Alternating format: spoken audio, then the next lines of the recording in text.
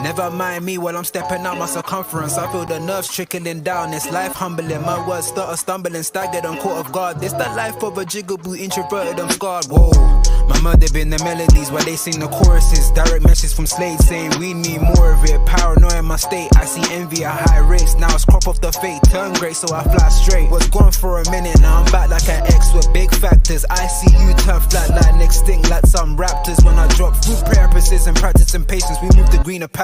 They say in life is a matter of mastering basics and mastering patience. More time I get tired of waiting. Maybe it's fate procrastinating. The times are bad, so it really had me sprung. Like she got me doing things that I never. Good. Big up people and big up John every damn time. Yo, as in you got me in the backstage rocking my head like way too much, bro. Way too much. But people, we're here. We're back with episode 2, both sides of the coin, featuring my bro Endz. Man, bro, talk to the people, man. How are you, man? How are you? Hey, listen, man. I'm looking forward to it. I'm great. Thanks for asking, bro. First and foremost, hope you're well as well. I'm looking forward to it, bro. I'm looking forward to this one. This one's an interesting one. So, to kind of give you guys a little snippet, nothing too much. I was listening to other people telling me about the game, so I was like, okay, I take what they're saying. Went and watched the game myself.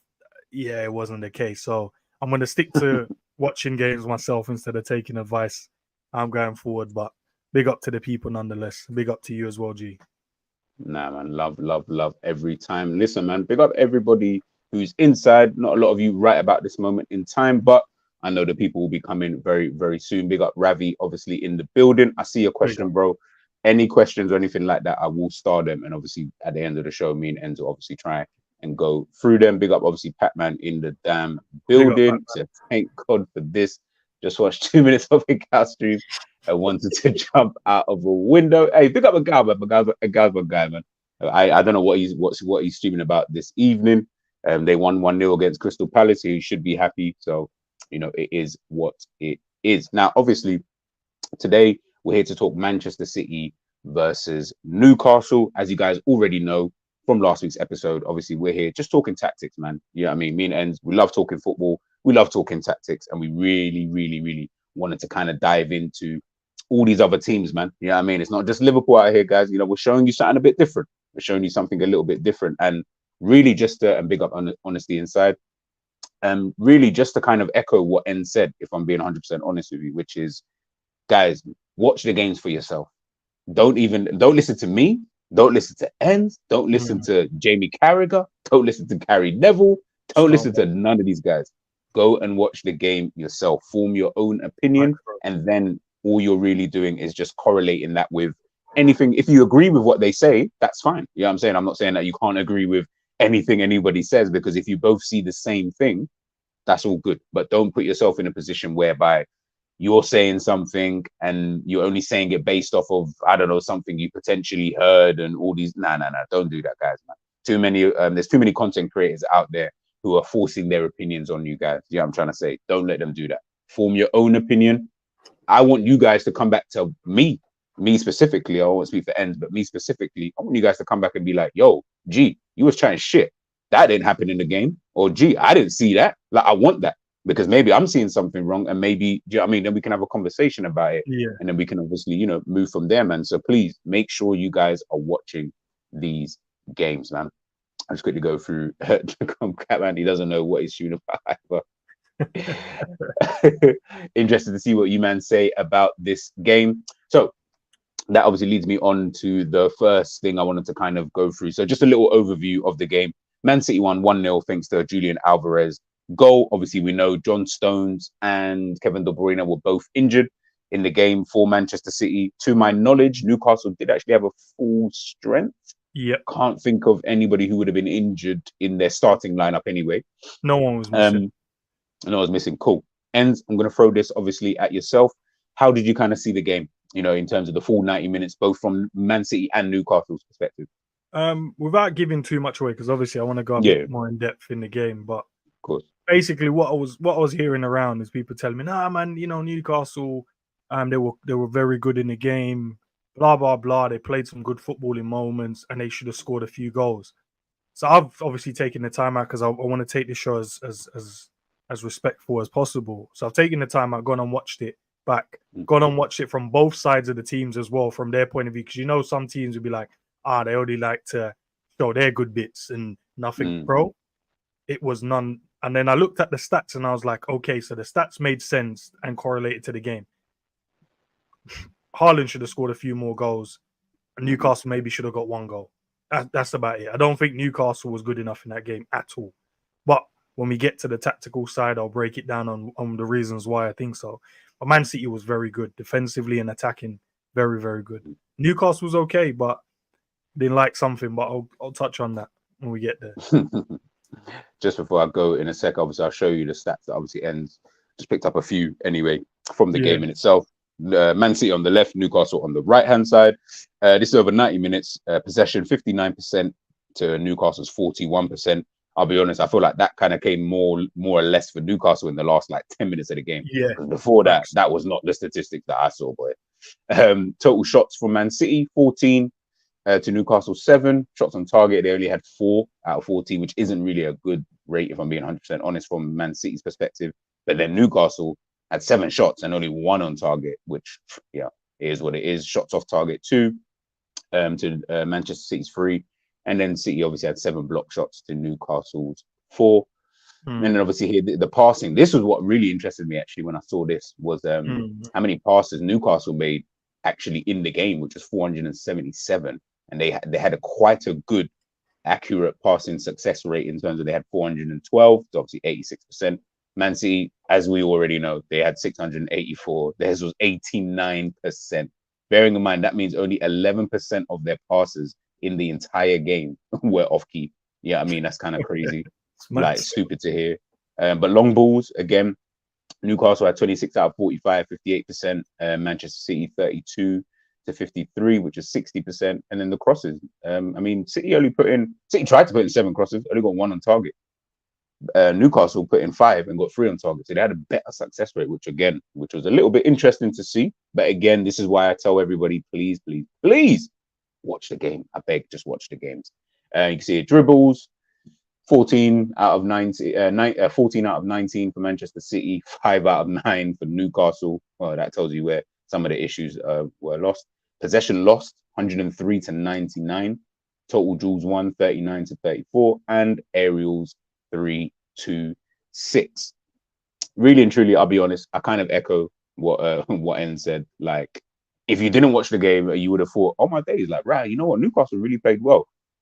They played okay, but Man City really should have been walking that game, if I'm being totally honest with you. It almost just seemed like they were more on, and I think honestly, you mentioned it here in your comment.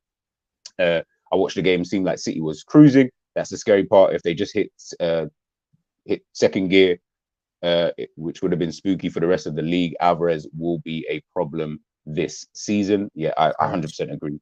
I think he's going to be a very, very good player for them, and he might even have more of a prominent role now that Kevin De Bruyne is obviously injured. You know, the way that Pep Guardiola is obviously playing with him behind the striker and stuff like that. But obviously, we'll get into that. But yeah, I think Man City should have cruised the game. They kind of did.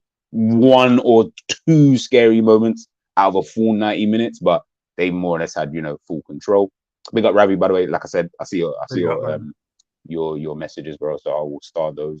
Patman, I thought we dominated for about 60 minutes until the fatigue kicked in from Athens. Then they had the last 15 minutes. I could hear that. Haaland could have had 2 or 3.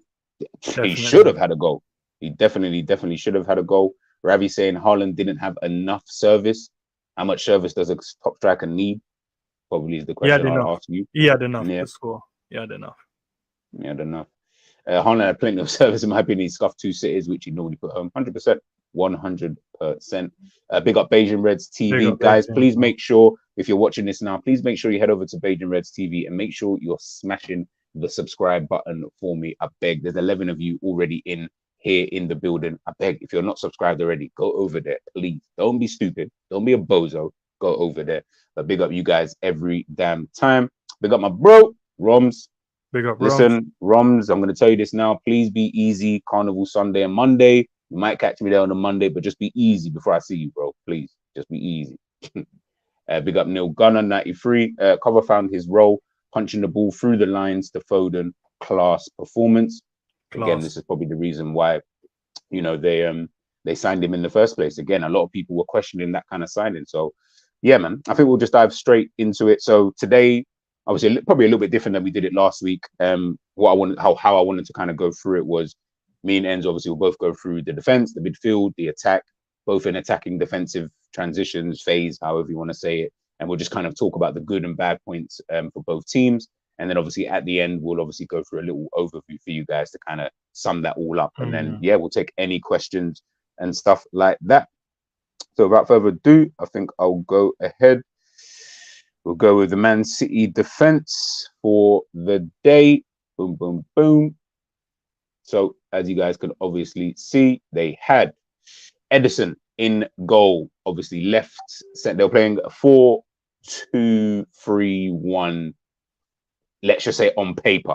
For us simpletons, it was a 4-2-3-1. Let's just put it like that. Obviously, Guardiola left back, Kyle Walker right back. You had obviously Akanji and Diaz as the centre backs, obviously with Ederson in goal. Now, obviously, before I obviously share my screen to show you guys in terms of tactically and whatever, I think moving on for the rest of the season, I can understand why Manchester City have bought some of the players that they have already signed this season. In regards to obviously Vardy obviously coming in, letting go of Laporte. I feel like that was more or less a straight like for like swap in terms of what they will do on the actual pitch itself.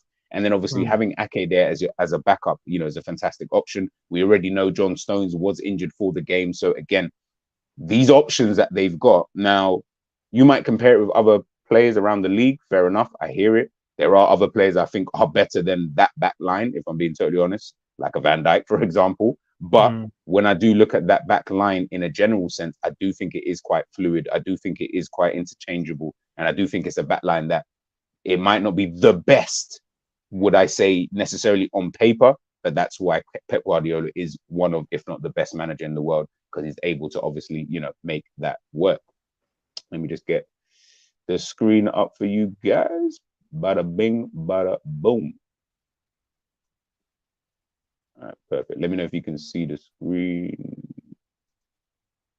Is it? Yeah, you can see it. You can zoom in a bit more if you want as well. Yeah, I'm gonna do that. All right, cool. So obviously you guys know the colors already, so I don't really need to go through that. So obviously they've set up in this kind of system, in this kind of way to start the game, you know, so to speak. But what we were finding a lot in this game in terms of for City, especially when they had the ball, was we were starting to see this a lot. So at times it will kind of depend. So let's just say they were, what I like about City is they would do one of two things. They don't just stick to one style of football clearly on the pitch. They'll either go long, which, let me take that off. They'll either go long into a Foden or into a Haaland or into an Alvarez running into that space, or they'll obviously try to play out from the back in itself. So when they do decide to go long, what you usually started to see was you're almost starting to see something a little bit like this. And obviously Vardy might be pushed up a little bit more. Rodri's obviously pushed up a little bit more there. If I move Gordon a little bit, boom, move Almiron a little bit over there. It was almost like this. They would almost have a 2-4-3-1 kind of formation at times if Ederson was looking to play that ball long into a Haaland or into a Foden or into an Alvarez who might be trying to run obviously into that space, which I found quite interesting because it was something that Jerry actually mentioned about when the defense splits. And I was like, why would you split with a 4 at the back? But I guess if you're going to play that kind of football where you are looking for that long ball, you are trying to obviously get the team further up the field. That's what I felt that they were trying to do. But also because of the way that Newcastle was set up, they were very compact in the game in itself. They weren't, City are so used to playing in small pockets of spaces. In this game, the spaces were even smaller. Like that's how compact, you know, Newcastle were actually trying to play. They were trying to minimize as small a gaps as humanly possible, you know, that they could without obviously leaving themselves too open, which they were ending up doing anyway. They were trying to close, you know, these gaps, whether it's going to pass out to him, they're trying to close these gaps. And then Joe Linton, he's got like a big space to cover for himself there. But in regards to, you know, looking at the Man City defense, that's what they would kind of look like when they were going to go long with the ball. But one thing I found and I really, really loved, and I think I've got a picture of it, was this. when they were trying to play it short, this would happen. Something you guys have obviously heard me mention when I'm talking about Liverpool and why I prefer to have a DM who can obviously just quickly come into that centre back position. When they wanted to play with the ball here, this would happen. But it wasn't even that this would happen. It would be this. Oh, you can't even move the goalkeeper. But you would see Ederson start to almost drift, and he would actually become a part of that back four. If I can find a picture for you guys here. Yeah, here it is. Boom. You would always see this. So this is obviously Diaz has got the ball here. So when you see Diaz with the ball, you're thinking, all right, cool. But Ederson's effectively become a part of that back line. So in this picture, you've obviously got Ederson, you've got Guardiola, who's obviously here. Akanji's now moved forward because Akanji's now moved into that midfield position. He's playing that John Stones role. So once he's moved into that position, Ederson now becomes an extra player on the field, which I always find, by the way, it's not just Manchester City who does this. Liverpool do that as well with Alisson. He will sometimes drop into that centre-back position. Brighton do it as well. They try to get the goalkeeper to almost play as a fourth defender or anything like that. So there are a few teams out there who do try and do that in the game because that adds an extra weapon to your arsenal. It adds an extra player that the team have to worry about. But at times, you guys can see in the photo here, Diaz has got the ball, and you can see Isak, and I'm going to say Bruno. I can tell by his highlights. Yeah, I want to say Bruno. He's obviously now starting to press the person with the ball at this moment in time, who is obviously Ruben Diaz. But what Diaz is now going to do is he's going to end up popping that ball into the midfield, and it's either going to get popped. I believe it was popped into. I want to say it was popped into Foden or Alvarez at the time, potentially. But if not, he can easily go out to the left centre back, which is obviously Vardio at this time, or he can go out to the right centre back. But still, you've got Kyle Walker, who isn't in this shot. You guys can't see him. Kyle Walker can also get played into this passage of play as well, which then opens up the space for Manchester City, moving forward. Which again, like I said, I did find it quite interesting the way that they were trying to build up was they would change it every now and again. It wasn't just the same thing over and over again. It wasn't just we're going to play it long. It wasn't just, okay, we put ourselves in a position where we have to play it short and things like that. They were trying to change it. But then defensively, when you look at Manchester City, if I show you here, Boya Shaka. Cool. So defensively, when you're looking at Manchester City, I know people were saying, Pac-Man, you mentioned before, and guys, I see the comments, I'll get to it. You mentioned before, obviously, Newcastle had the last 15 minutes of the game. I hear it because it might have been fatigue. Again, I don't know.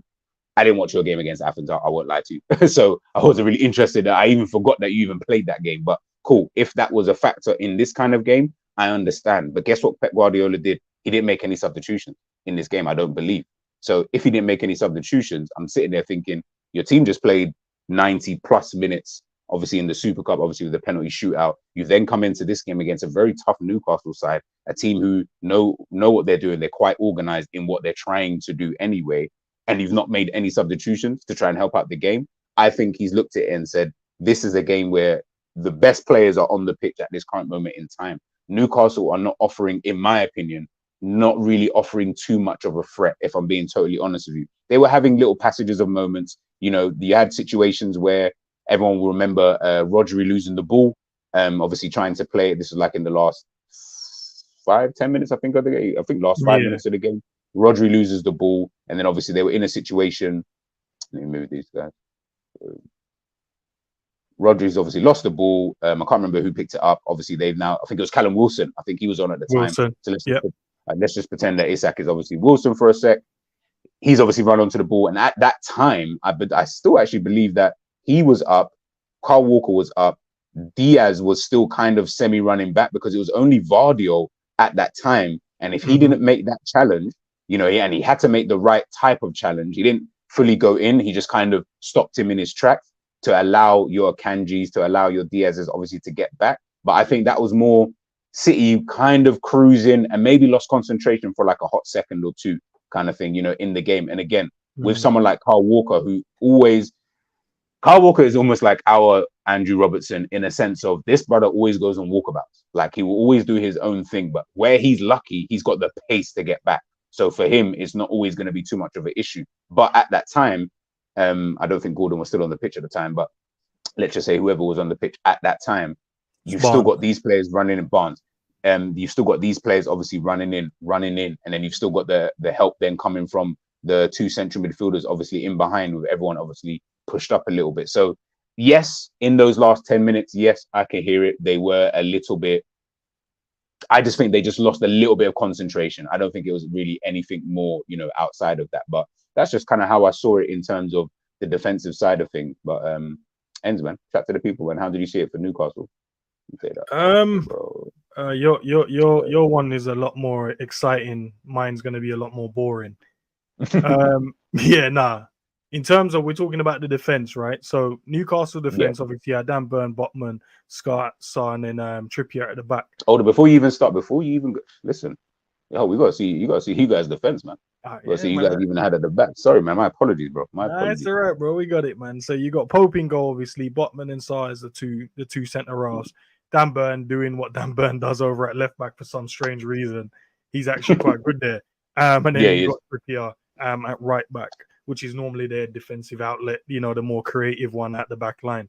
Not to say Botman can't play or Sarr can't play or Dan Burn can't play, but Trippier is normally the outlet. He's a set piece taker, etc.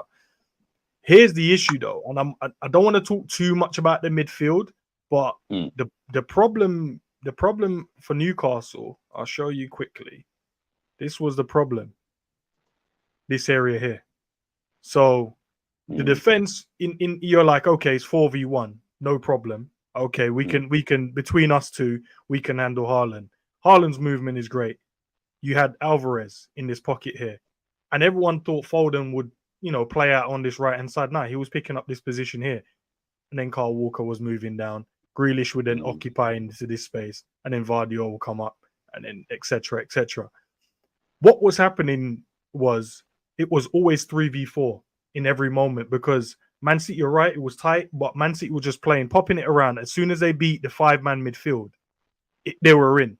And Foden was tearing them differently, man. And it was a problem because as soon as he turned, Botman had to decide to go, or Sarr had to decide to go. And that's why Haaland was either getting a last-ditch tackle on him, or it was a last-ditch block. And that's why, he scruffed a couple. There was even one where they played a long ball into him and he held off Sarr. Unlucky not to get the volley. Like, he held him off, the ball was dropping, he chested it down, span, and then tried to hit it on the volley. Didn't really get a good connection. But it was literally 4v3 all the time. Grealish would get in here or there, and then Kyle Walker would be bombing down. This is how it was. There was no cover from the midfield. Apart from, there was odd moments when they would try and make a tackle, but as soon as these guys popped it around, Kovacic punched it in. Who made that comment earlier? Was it Honesty? I think it was.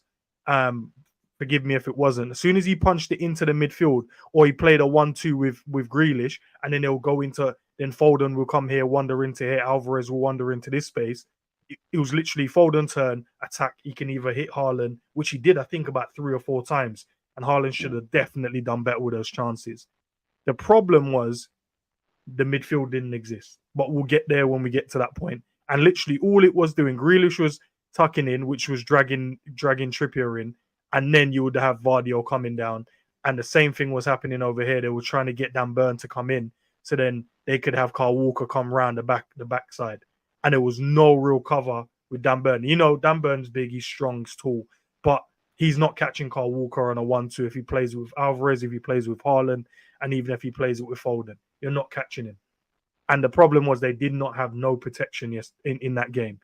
And I was watching it for time after time after time. And I'm like, surely the manager is going to change something tactically, or is he just going to let this keep happening and these men just going to keep popping it about 1-2s, triangles, and then getting in?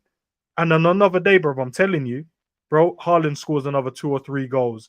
And then everyone would be like, Newcastle. And I think sometimes what we do get is when you look at stats, the stats doesn't tell the story. Because someone will watch that and go, Newcastle had 7 shots. Okay, but where were these 7 shots?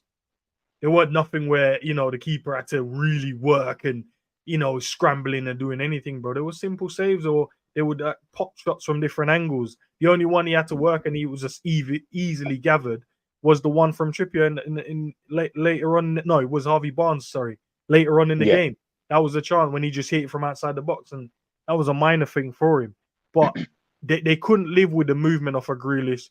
Kovacic was just bossing the game. Rodri was doing what Rodri does best. He was just making sure he screens. And you're right, all he was doing as well, let me scroll that down a bit, he would fill in and make a back three if needs be. And then allow Kovacic to just rotate in these spaces here. And then what he was doing was, Grealish, you can go. Foden, you can tuck in. And then you can go. So then it ended up being something like this at times.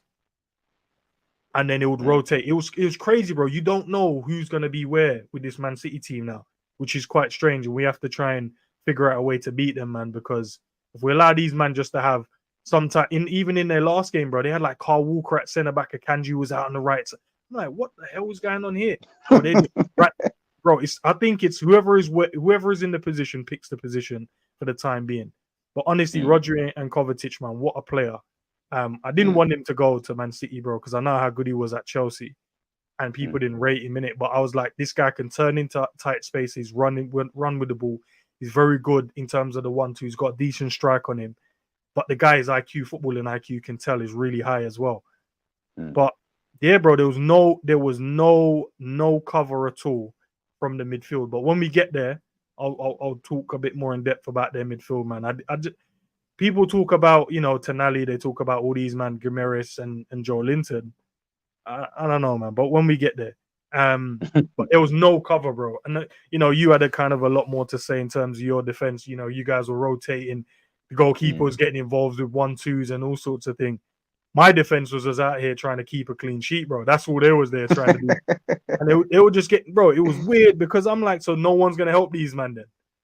So SARS has to slide in on Haaland like 2 times. He's got Dan Burn is going to get spun with a little fake shot and then try and slide and block a shot. Then Trippier down the other side just getting Grealish jinky runs and that. Bro, no one was helping, man. And then Foden just turning and running at them. And then you got Alvarez was picking up some crazy little positions. He was picking up these little half spaces here. And obviously, goal comes from here when Burn had to go out. Botman had to go getting dragged out because of it was Foden there. Trippier was there. So Burn was occupied. And then Botman got dragged out to go and see what Foden was doing. Foden, nice little square pass into Alvarez, and then he smashes it across the goalkeeper. But even with that goal, Pope should have done better with that still, in my opinion. I think he should have saved it. I actually thought he was going to save it. Yeah, I didn't understand. A bit flappy, innit? Just flapped at it, really. But yeah, that's for me, my defense, man. My defense had it all to do, and they had no help. That's all I'm going to say. Nah, it's true. You know what? Just on that real quick, yeah. Obviously, we've seen Newcastle's business, obviously, so far this summer. I'm assuming they're done. They might, I think Eddie Howe did speak about potentially adding one more just for the depth. When you're looking at that, let's go with the assumption that this is their best team. Let's just say this is actually their best team. Where are there? Obviously, we spoke off air about areas that we can potentially hit them at. But just in terms of their team in itself, where is an area that you would say they do actually need to potentially add another player in order for them to achieve whatever it is that they're trying to achieve? I'm assuming Champions League football next season. They need a 6. They actually need a number 6. When we get to the midfield, I'll explain it. But yeah, bro, that's one. And it's so crazy. I was looking at their team yesterday, and I'm like, obviously, not every team is Man City. So they're going to have moments where their midfield are going to dominate games and they're going to look good and everyone's going to be like, oh, no, they're cold. But I'm looking at just the sheer, like, just the little bit of work you have to do, just run back into a position, knowing where you need to be as a player. Bro, none of these, man. And the thing is, Tonali, one of my favorite players. Yeah, bro, I don't know, man. But we'll get there. When you go to the midfield, we'll get there. No, we're going to get there. And we'll talk about they need a 6, bro. Definitely. Everything they're saying, it sounds like, they're missing out on having a 6, and they've been worrying about other areas of the pitch, maybe a bit too much. But, not my team. I don't care what the hell that they decide to do. Big up Redbird, obviously, in the building. Big up William Farrell. Ravi saying, for me, Haaland is service type of striker, if that makes sense. No, I get you. He is type of a service type of guy. I mean, he ain't going to do it all himself. So, it is what it is. Yaga to your damn self. Big up Neil Gunner. in Big up, the man. building. Diaz is a rock. That defense, he's too good. He's a real leader at the back. He's a very good defender. He's definitely one of the top defenders out there. Out there, just in a general sense, if I'm being super honest with you. Patman, Akanji looked very comfy on the ball. Good performance. Yeah, it was. Yeah. I think him stepping into that John Stones kind of role as well, especially. Listen, that just sounded like a role that Pep made up one day because he just made it up. And John Stones kind of, I won't say made it his own, because I think that, for example, other teams have played similar type of roles.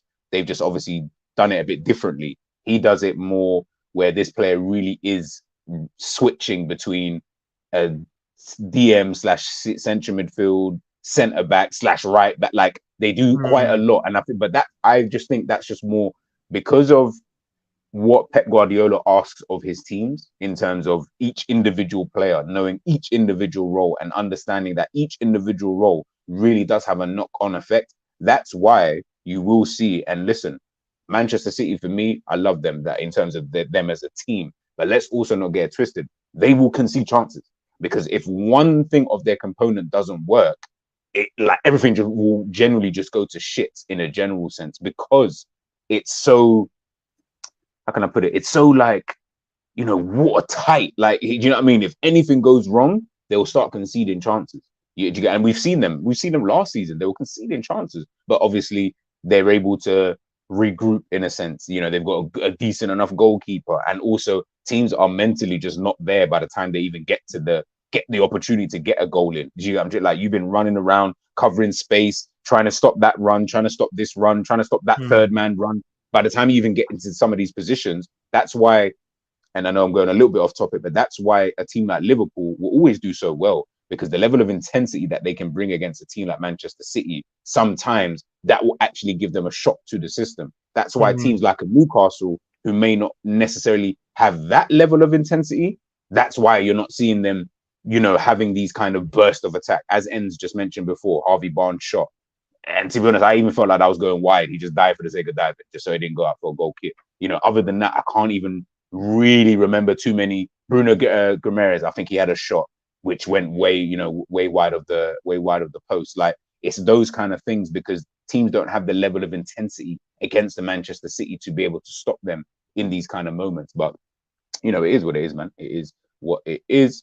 Big up Rebbe. This is a Pac-Man special. Yeah, Pac-Man. This might be the only time we talk about Manchester City, so be happy in it. Like, be happy in it. Big up your damn self. Eddie was almost a centre back at times. Who's Eddie? Oh, Edison. Oh, you might call him Eddie, bro. You don't need to English up his name. All footballers get an abbreviation, bro. That's how it is, man. Bro, why do you just call him Ed? You know what I'm saying?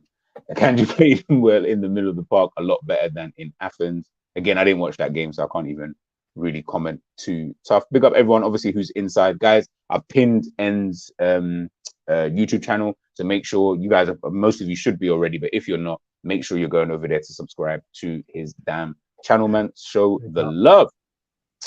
All right, let's go into Manchester City's midfield / attack / I have no idea what this even was.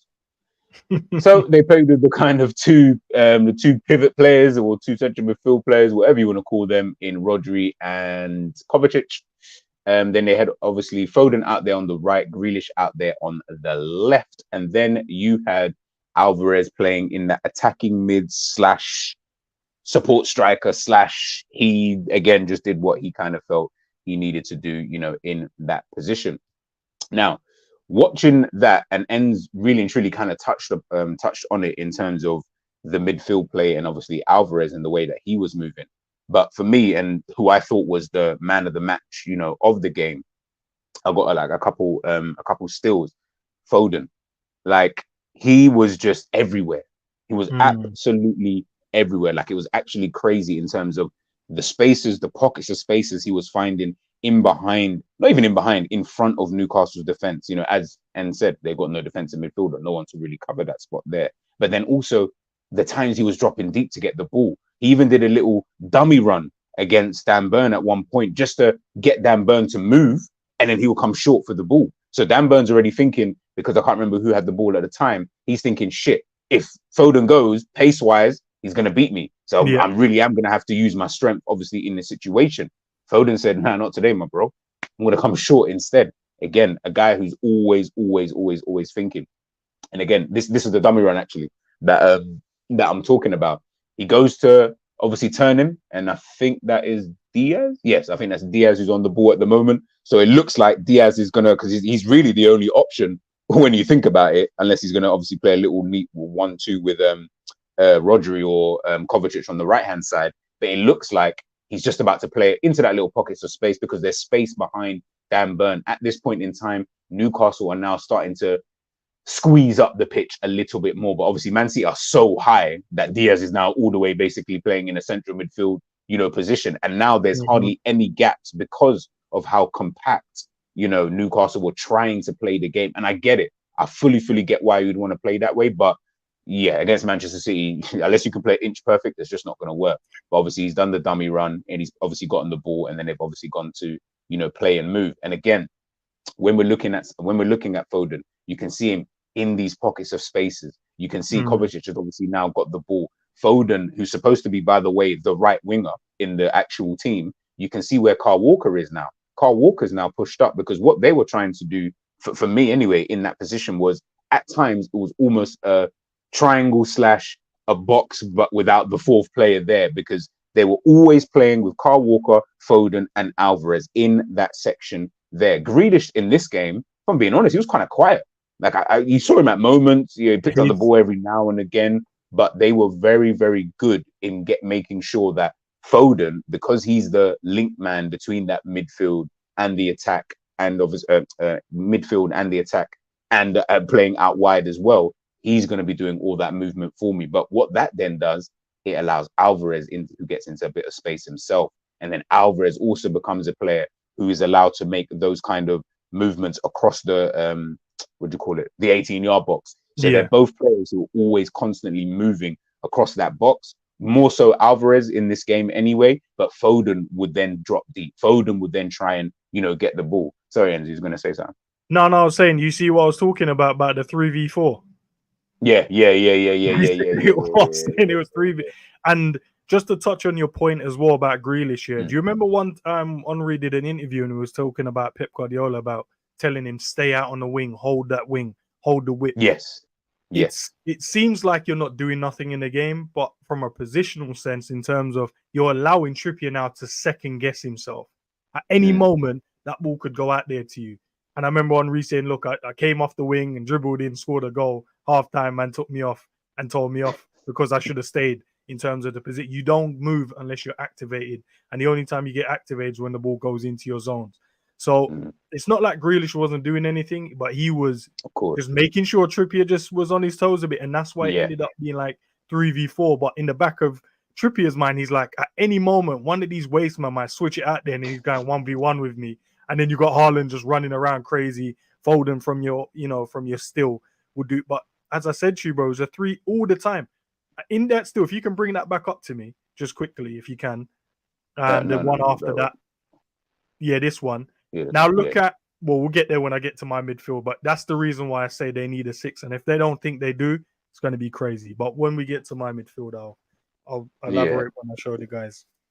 But it's funny because Endz touched on kind of like my next point before I even move on with Foden, is that what Newcastle, what Manchester City were doing really well, if I bring up the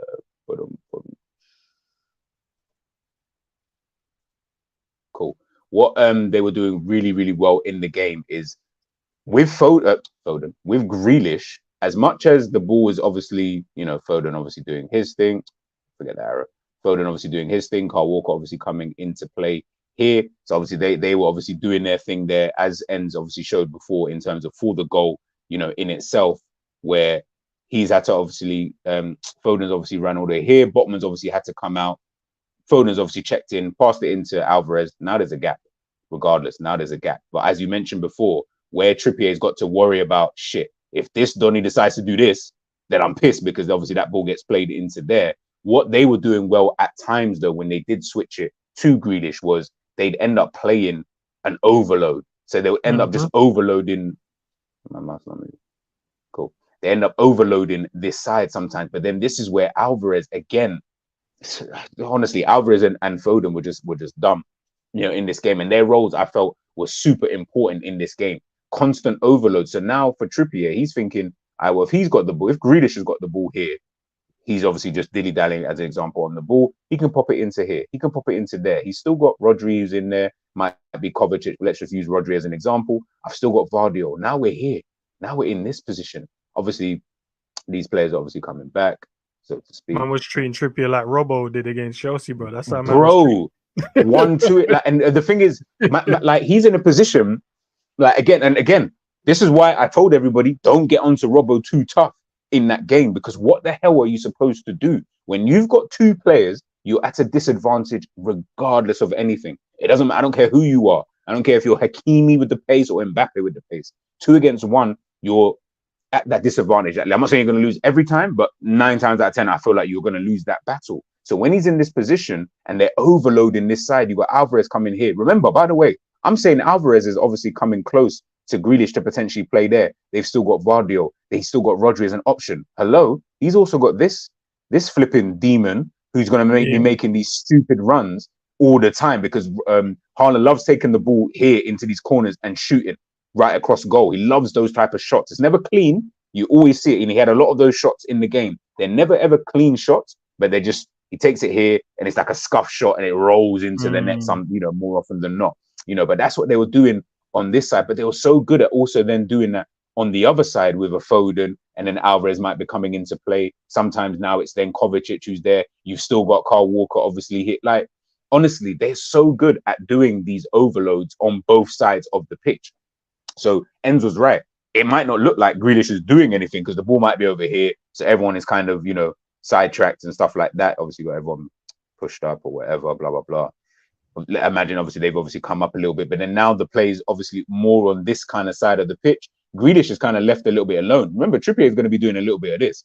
He's not going to be standing here, solely watching him. He's going to do a little bit of that because everyone's going to kind of get a little bit attracted towards the ball. I'm not saying Trippier is not clever enough to understand, but he will get a little bit attracted. And then when that switch is then ready, i.e. Kyle Walker having the ball here, he's just in this space, in this man's land. So now you can pick up the ball in these corners. And now it's then him getting the ball, potentially passing it into an Alvarez, potentially trying to find a Haaland with a ball across the box. If he runs that near post, then he knows that Foden will run the back post.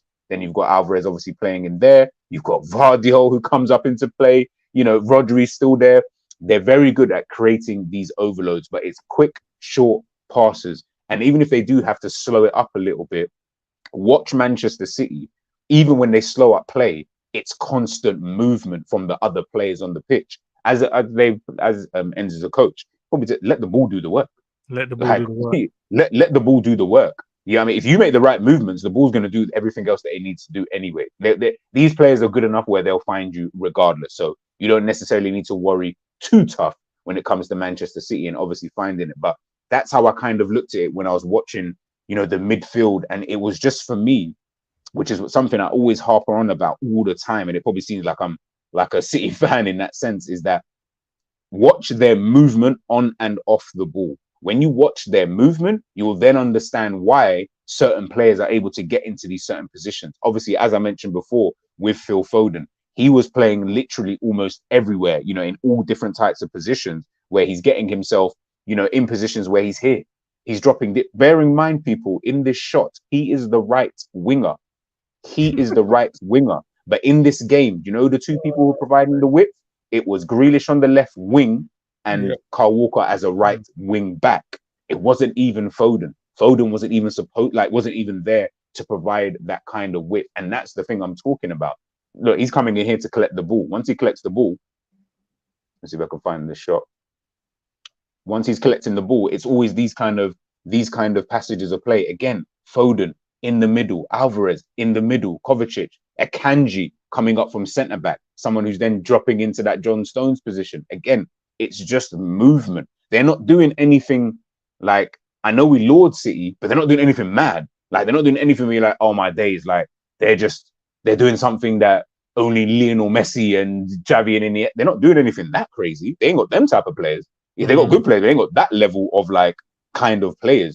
It's just movement from the team, that no one is standing still. And if you are standing still as Endz obviously mentioned before in regards to Grealish, if you are standing still, yeah, don't think they're standing still for the sake of standing still. Like Nah. that there's a reason, behind that. But I think that's just it, in regards to Manchester City in terms of their midfield in general. But obviously we'll go on to Newcastle's midfield.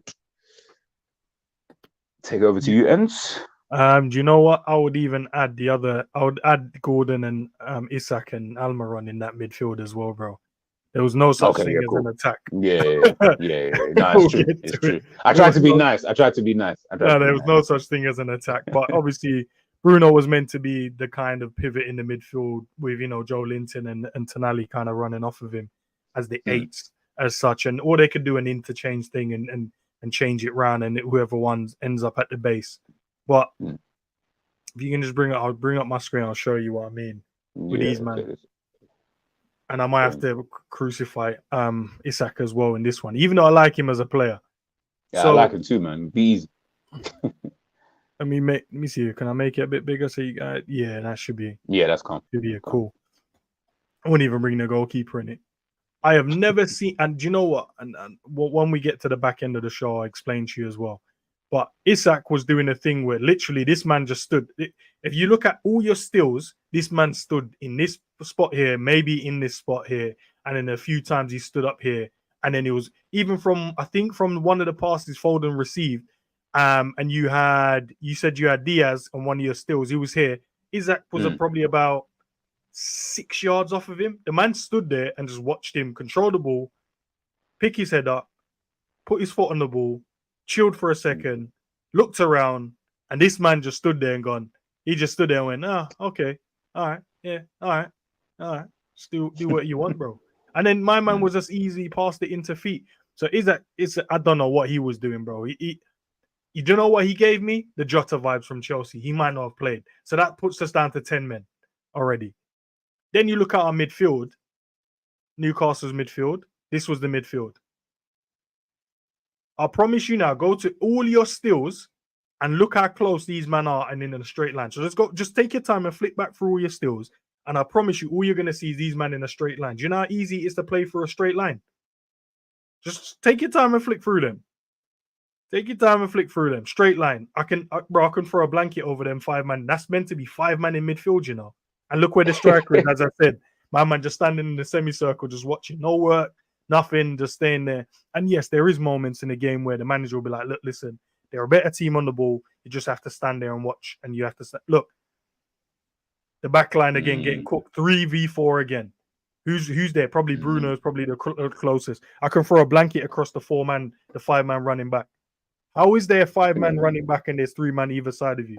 Throw a blanket over them again there again. And look where the striker is again, just standing there chilling. He should be pressing that regardless if he doesn't win it, because you know what you have to do. You have to give us work rate, and you're not giving us that at the moment. So we're down to 10 men. And then you look at our midfield with Bruno, Joe Linton, Tonali. You're used to Joe Linton picking the ball up, powerful runner. You know, he normally gets the ball and then he's charging into areas, trying to get his team up the pitch. Tonali, nice and simple. He's trying to get used to the Premier League. Bruno, the link-up play, silkiness, skillful, get into these areas and try and create. This is all I saw from their team. These men were just standing in the line, hugging each other. And then all you were seeing is, bro, you can go back through a couple more if you want to as well. And all you kept seeing was Haaland here, yeah? And all you kept seeing was Alvarez in this pocket, standing here or here, whatever side you want him on, and then Foden as well. So it just continuously being man just looking for the ball behind these guys, and none of them turned around. If you look at your still, none of them is even. I'll give Bruno this one credit. He's on the half turn there. Look, all of them facing the ball. You got Gordon facing the ball, Bruno facing the ball, Tonali facing the ball. Can't see who that is. Might be Joe Linton. They're facing the ball. All of them facing the ball, while Foden, Alvarez, and Thing are running off the back of them. Now they're all turning and running back again. Look, all of them facing the ball again. And look where they're striking. I didn't even clock that. Do you know how simple it is to pass through the line? That's a simple pass there for Kovacic. Simple pass into Foden. As soon as Foden turns, bro, all he's doing is running because Alvarez is already ahead and Haaland's Yeah. already ahead. So then becomes a 4v3 again. I think that's the only one to go. Look at Yeah, them. this one's the most alarming one though, because of how None of like them have even you can clocked throw. Alvarez and Foden behind them. Yeah, and that's actually the mad part about this is that you've got two attacking players, one ball into one of them. They're on the move because Haaland's going to be on the move now. He's already looking to get in behind. That's mad. Exactly. That's mad. And look where Trippier and so what we said about Grealish. Grealish ain't he's just byline. I'm telling you, go back and watch if anyone's not seen that interview of Henry talking about it. This game was about me standing out there and Trippier and you have a decision to make. You can either get tight to me or allow me to receive the ball. But because I'm such a good dribbler and I go 1v1, you're in trouble. So you have to kind of go the in-between where you're going to create that gap. And you see the gap you can see. So let's move it here. I'll show you from my still. So Grealish there, Trippier has that option there. And then Foden then has the ability to run into this space here. If not, Alvarez will run into that space because Trippier can't do this and then allow Grealish to receive the ball there. Because if he receives the ball there, we already know 1v1, bro, he's going to cook you all day long. But even throughout all of those stills, this is all I say from Gordon ain't good defensively, so let's throw him out. Isak didn't do nothing. Gordon didn't do nothing. Almiron was okay. So you're literally now playing with, won't even count the goalkeeper, but outfield plays, you've got 7, right? And then let's exclude the 7 now because Tonali's facing upwards, Bruno's facing upwards, and Joe Linton's facing upwards. So now the game becomes, at times, let's move even Carl Walker in here if needs be. These men didn't really have much to do. They were just making sure we kept everyone else occupied or dragging them out. Then it becomes 4v4 at all times. And then sometimes you'd have Kovacic, as you said, you highlighted, just overloading these areas. So then it becomes 5v4, 5v5. And I'm counting the goalkeeper as one of them. But in terms of an outfield, it's 5v4. And how many times did it happen where Haaland was able to get 1v1 with the defender, try and get a shot away? And on another day, this man would have scored at least 2 more goals. Easily. 100%. At least 2 more goals on another day. Foden as well on another day would have scored because he made a great run down this side and he hit one across the goalkeeper in the latter stage of the game. But, bro, honestly, if these men don't get a number 6, because not one of these men turned on a half turn, looked over their shoulder, scanned and gone, bro, why the hell does Alvarez keep getting the ball and why does Foden keep picking up the ball behind us? And not only that, bro, why is the manager not changing it? Because I'm hearing man telling me that Eddie Howe is this great manager. Tactically, he's there. So you're telling me I saw for the whole game your midfield just stood there and faced upwards instead of on a half turn. That means none of them are scanning. And if you don't know football, you won't know nothing about all the pros. You have to be able to scan well. Messi does it well. Javi Hernandez used to do it the best. Busquets cold with it, just for naming a few midfielder. Iniesta cold, and that's why that Barcelona, because you couldn't get close to these man.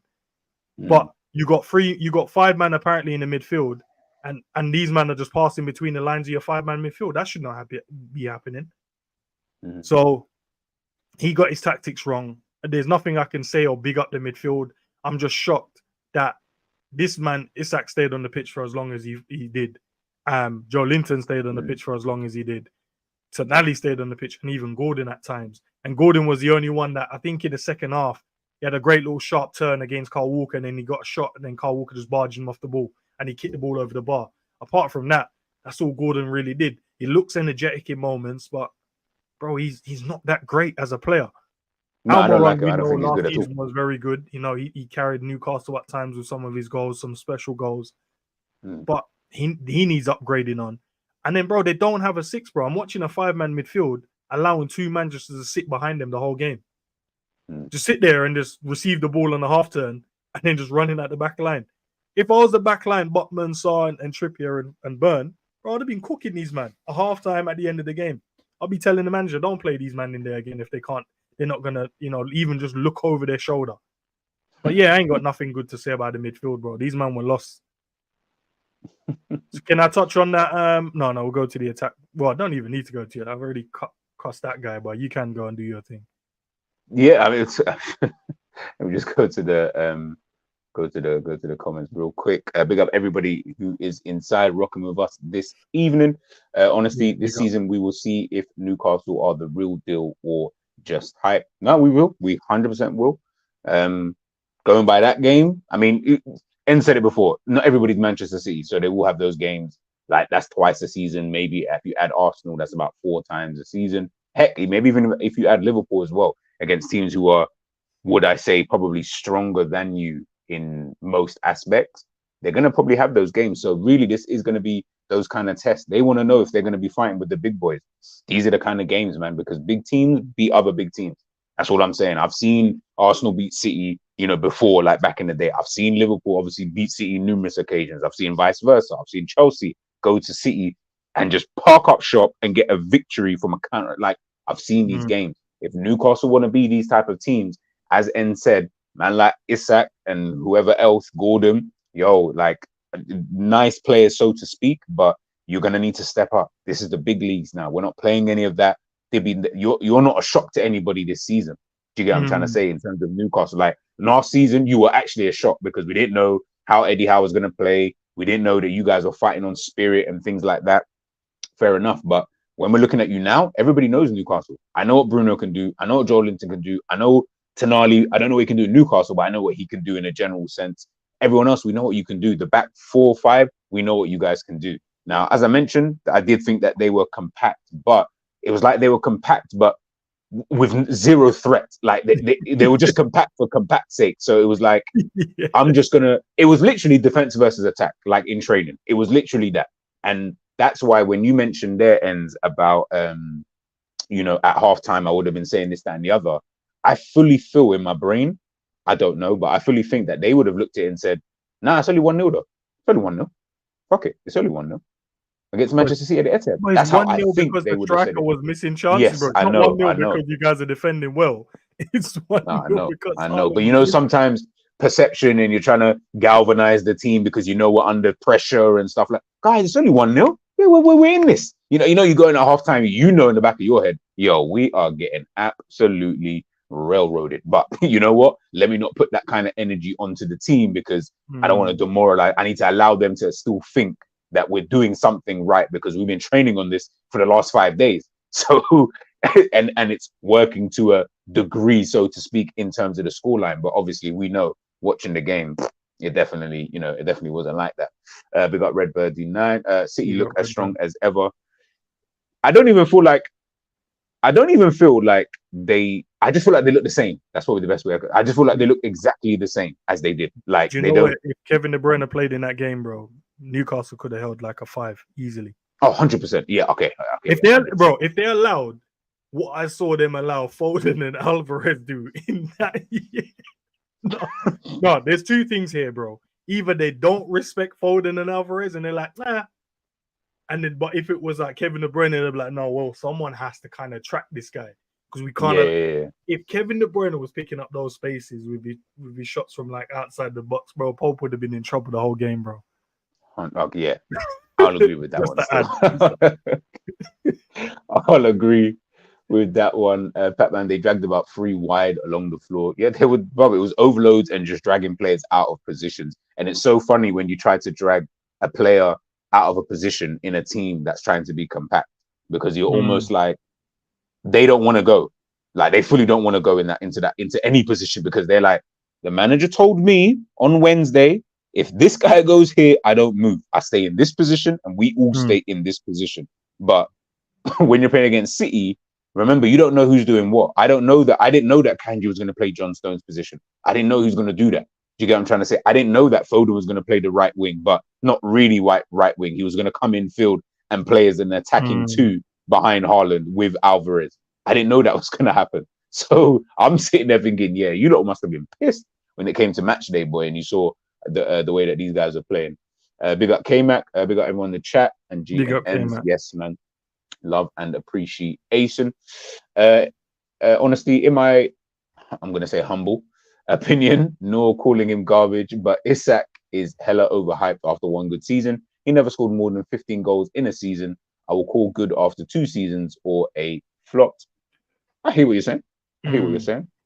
And to be fair, I'm kind of like you in a sense where I don't like rating players in certain spaces until 2 seasons have done. Even Salah, he had that magnificent season when he first came to Liverpool. 45 goals, And I was still saying, I don't know, I don't know. And he scored less goals the following season. And it's so mad because I rated him more in that season for some weird reason. But it was just more consistency from him. So I get where you're coming from, honestly. Like, and I don't think people should like listen. We've seen Michu come into this league, bag goals, and then we ain't seen that brother again. So we shouldn't just Mitchell go was straight cold, man. away. He killed us off a Bro, few he times. was cold.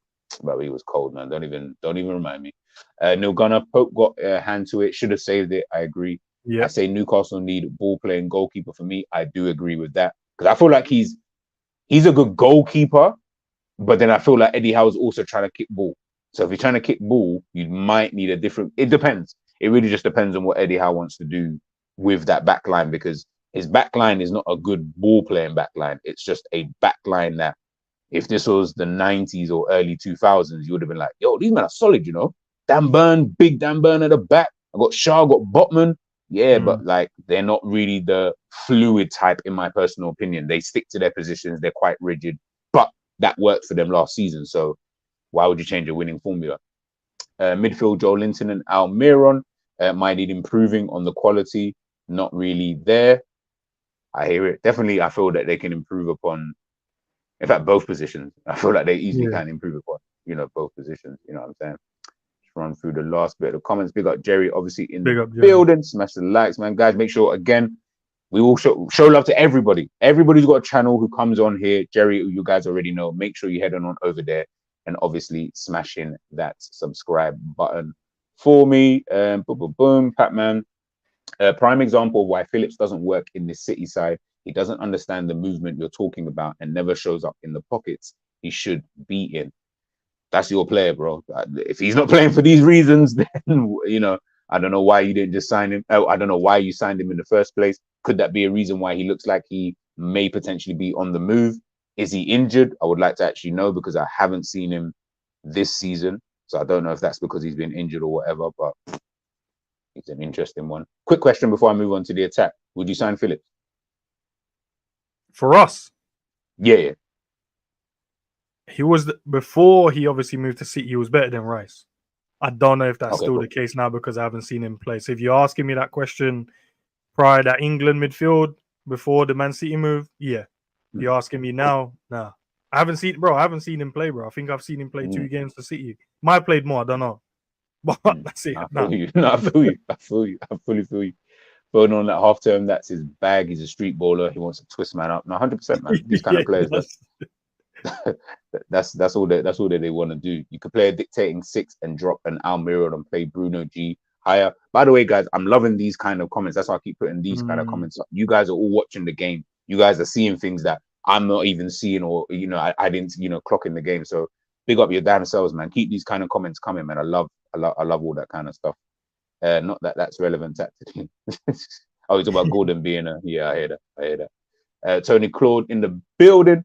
Big up my brother Endz, and big up GTC. Now big up yourself. Amazing content, man. Love and appreciation, man. Angel, you would think Newcastle would have changed it up last 20 minutes, but what I seen City dominated. Yeah, that's what Endz said.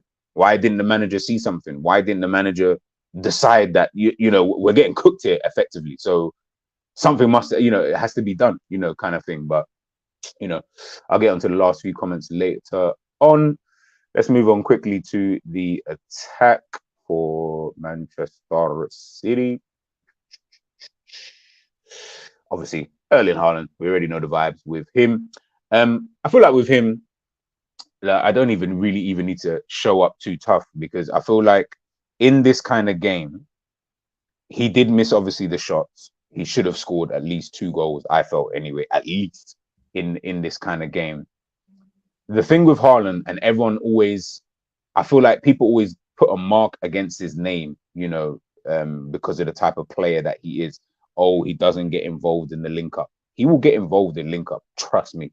He gets involved when he needs to get involved in the link up. He'll drop deep to pick up the ball at times.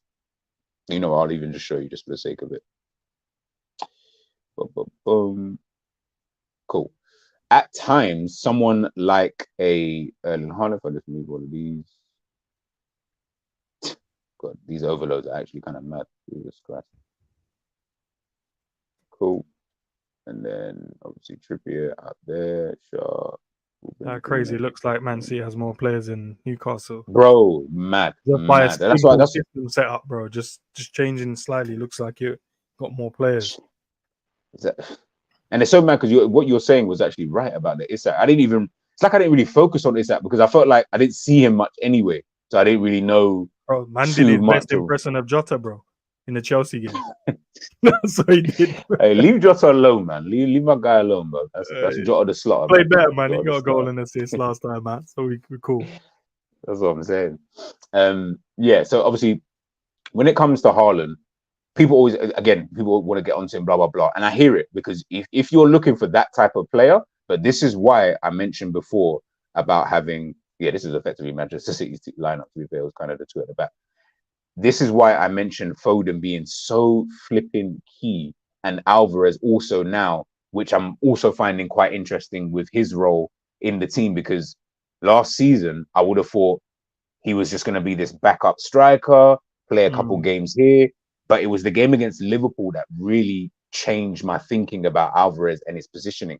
Because in that game, Haaland didn't play in that game again at the Etihad. He didn't play that game. I think he was injured or suspended. Injured, actually. So Alvarez played in that false 9 position. But he more or less played in this position for most of the game. It was movements everywhere. I don't think Foden actually started in that game anyway. So it was more just him in this kind of position, with obviously whoever was playing on the right wing and whoever's playing on the left wing, Grealish obviously at the time in that game. But when we're watching him against Newcastle, he's doing a lot of this. He's running these channels. There was even a ball that Edison played, long ball, literally direct football. Here, this is where he is. There was no one had even caught up at this point. I think everyone was still kind of further back. Push everyone back. Everyone was still kind of here, because they were still kind of, it looked like they were looking for more, let's play a bit of football, blah, blah, blah. Foden was he was a little bit further up, but they're all here. Grealish was even further up here. Haaland was actually on the right-hand side at that time.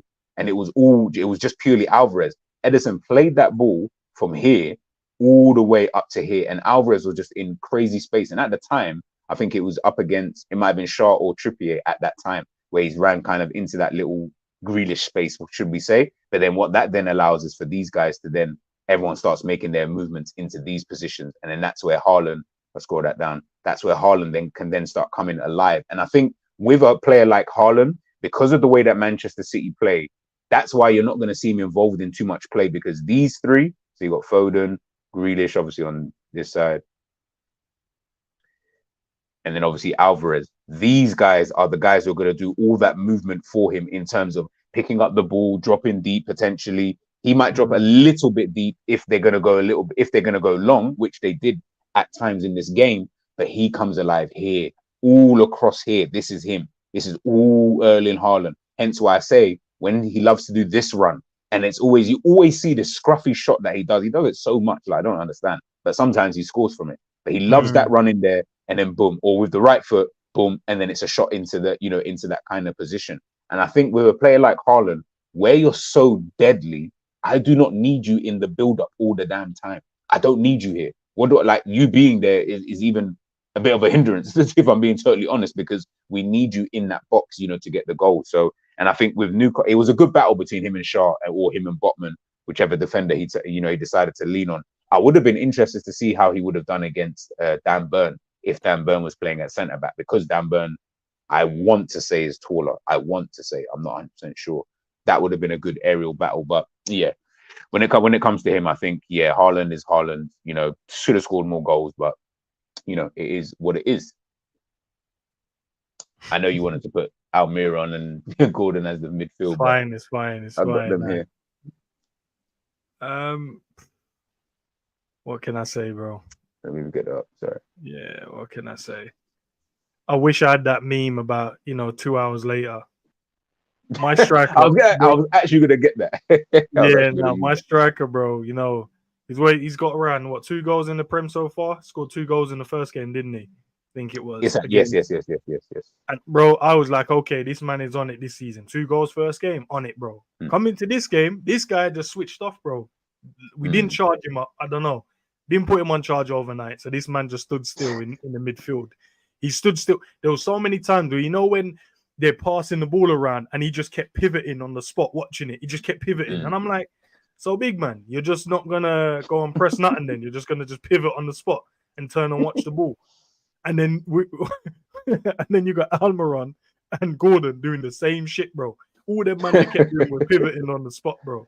So instead of what you wanted to see was Newcastle be very attacking, you know, what I would have thought was instead of Guimaraes there, Tonali, because he can play in more of the 6 DM role. Guimaraes maybe there. Or, you know, Guimaraes on the right, and then you got Joe Linton on that side. And as I said, you know, Gordon would be attacking Kyle Walker, Almiron will be attacking Vardio, and then he can be a nuisance there. Joe Linton will be doing his powerful runs into those little channels, and Guimaraes just picking up these little half spaces in and here, trying to find Isak.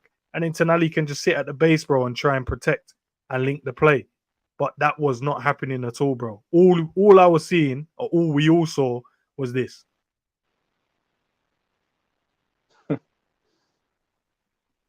And then one striker just stood there and pivot. And then all you had was all this mad space in behind. And these man were just in there going, okay, so we're just going to have a field day in here then. That's all it was. I have nothing good to say about Gordon, nothing good to say about Almiron. Apart from there was one moment when, you know, there was a lucky ricochet and he chased one down the right-hand side. Nothing came of it. And then the one time Gordon swiveled in the box. Nice little turn, to be fair. And then Kyle Walker just leaned on him, bro, and the guy just flew over like someone hit him with a bullet, bro. And then Isak was just standing and pivoting, bro. As soon as Callum Wilson came on, complete difference. Difference. There was a lot more energy, a lot more press. And this was the moment. I'll just show you guys. I don't have a still. I'd love to have a still to show you guys. But this was what happened. Let's say Kyle Walker was up the pitch. Diaz was it. Kanji was pushed over a bit. Diaz was in here.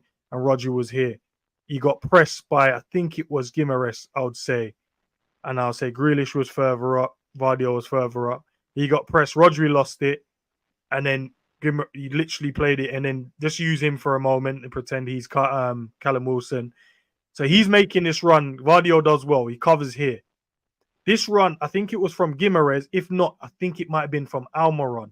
It was a great run on the inside. Apologies. It was a great run on the inside. What this man should have done, and then, you know, I heard you say great tackle from Vardio. No problem. Sorry, let's use him properly. No problem, bro. But this is what Callum Wilson should have done. As soon as he's making this run here, travel into here and drag him to make a decision. And then it's a simpler pass because it was such a quick turnover in terms of thing. Diaz would never have got back. Kanji weren't getting back. Yeah. But what Callum Wilson did, he ran straight at him and took a heavy touch. But if you're running straight at him, yeah, bro. And then Vardio just literally stuck a leg out. But what he should have done was, as soon as the ball got pinched off of Rodri, travel here, and that shows no awareness from Callum. Because Almiron made a great run. And then that would have did, Vardio would have had 2 decisions to make then. He would have been like, he's dragging me into this space to then play that square pass. But if I stay here, he could travel a bit more, maybe a little cutback, because Callum's quick and no one was catching him. But he didn't take him here, bro. He ran straight at him. And even Almiron, you can see him throw his hand up in here like, bro. Like, I'm like, no, take him wide, you waste, man. Drag him into here. Simpler pass into my man here. And then that's a tap in or a shot on goal and maybe Edison save it. But apart from that, bro, there's nothing good to say about the attack. Nothing good to say about the attack at all. I can't tell you what they did. They had 1 shot on target, bro, and that came from another guy that came on, Harvey Barnes. Harvey Barnes, yeah. Yeah, so Harvey Barnes was the one that came on. Listen, man. Listen, like I said, guys, watch the games. If you don't watch the games, you'll look at the stats. You'll go on social media, because that's what we do. We look at the stats. No, we go social media, then stats. We don't, and I feel like nobody will watch the game because we go social media. What did so-and-so say? What did so-and-so say? What's everyone saying? Oh, they're saying this, boom, boom, boom, blah, blah, blah. Then we go to the stats. Stats will probably back up what those people on social media are probably saying. You watch the game, because I guarantee if you watch the game, you're going to see something different, you know, than what people are actually saying, or what the general consensus is obviously saying, you know, about some of these games and stuff like that. But, you know, it is what it is. It is what it is. Obviously, looking at the game, you know, as a whole, I told Endz, pick 3 players, he wanted to kind of potentially touch on. And obviously I'll pick 3 players to think. So I'll go with, where is he? Boom.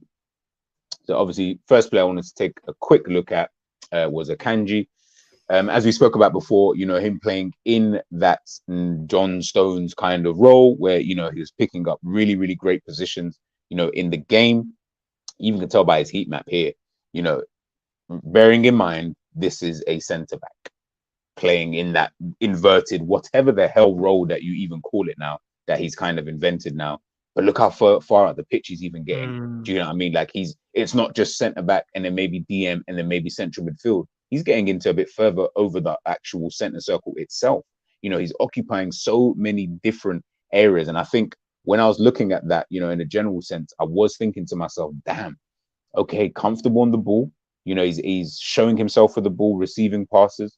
He's giving making himself an option, on the pitch in a general sense, and just being a general threat. There were even times I saw him, he took a shot on the edge of the box, from that a little cutback left-footed from, one tried to whip yeah, it. the little, bro. And I was like, I don't get why you're here though. Because this is before I really understood as to, because when I watched the game live, I didn't understand what he was doing there. Because I didn't even clock that he was actually the one playing that role until later on in the game, because he kept moving into these kind of positions. And then I was like, makes sense now. This is what he's obviously doing. So yeah, I think he was their best defender in terms of overall kind of thing, in terms of the job that he had to do. Diaz was also very, very good, but he was kind of one of the players that I really wanted to look at.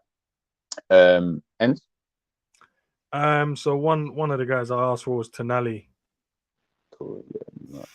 Tonali, Sandro. First game looked good, energized. Look, scored a great goal. To be fair, nice little volley, whatever you want to call it, scissor kick, whatever. And I thought, okay, going into this game, this is the part you show your worth now. Let Europe know what type of baller you are. And this only lets me know this man wanted to stay at his club and he didn't want to come to England. This man was standing there like a mannequin in the first half, in the second half. Bro, look at Akanji's heat map compared to this, bro. And Akanji's not even playing as a midfielder. That's actually this mad. man was That's standing in patches, bro. Go back to, when you go and move the mannequin because you're like, okay, a different drill and we have to work a different section. So we just can't pick it up and move it. We're like, oh yeah, we'll just pick it up and put it there. All right, we got this now. We got the 1-2 drill near the goals. Let's pick it up and move it there. This man was not doing anything at all, man. And even for them to even give him a 6.4 is crazy to me, bro. Then it's a stats-driven thing. So maybe he made a few decent passes and they're like, okay, cool. He's made a couple of side-to-side. No penetrative pass at all. And they're like, yeah, we'll just give him that rating. Top player, bro. No, listen, he's a top player. But yeah, he is. You can see that this man don't want to be. And look, I'm only going by game. The next game he plays, he might look like he wants to be there. But this game, I'm like, nah, bro. This man did not want to be there at all. And to be fair, he can play in the 6 and he can play the 8 as well. So it's strange that he wasn't doing the basic stuff, just checking your shoulder, bro. The simple behavioral things you weren't doing. I mean, they gave him a 6.1. That's a bit 6.1. lower. I think it's a stats thing, man. I told you, it's the stats. When it, and this is what happens, bro, when man just go, because he made like 20 side-to-side passes, tackle one tackle, in the midfield. That's mad. So if a man goes, yeah, he finished on 100%, they won't tell you the tackle, by the way. They'll be like, he finished on 100% of his tackles. You got guys like me and guys like you be like, so how many tackles did he make? 1. So my midfielder played 67 minutes. I made 1 tackle, bro, in the whole game. In a 5-man midfield. That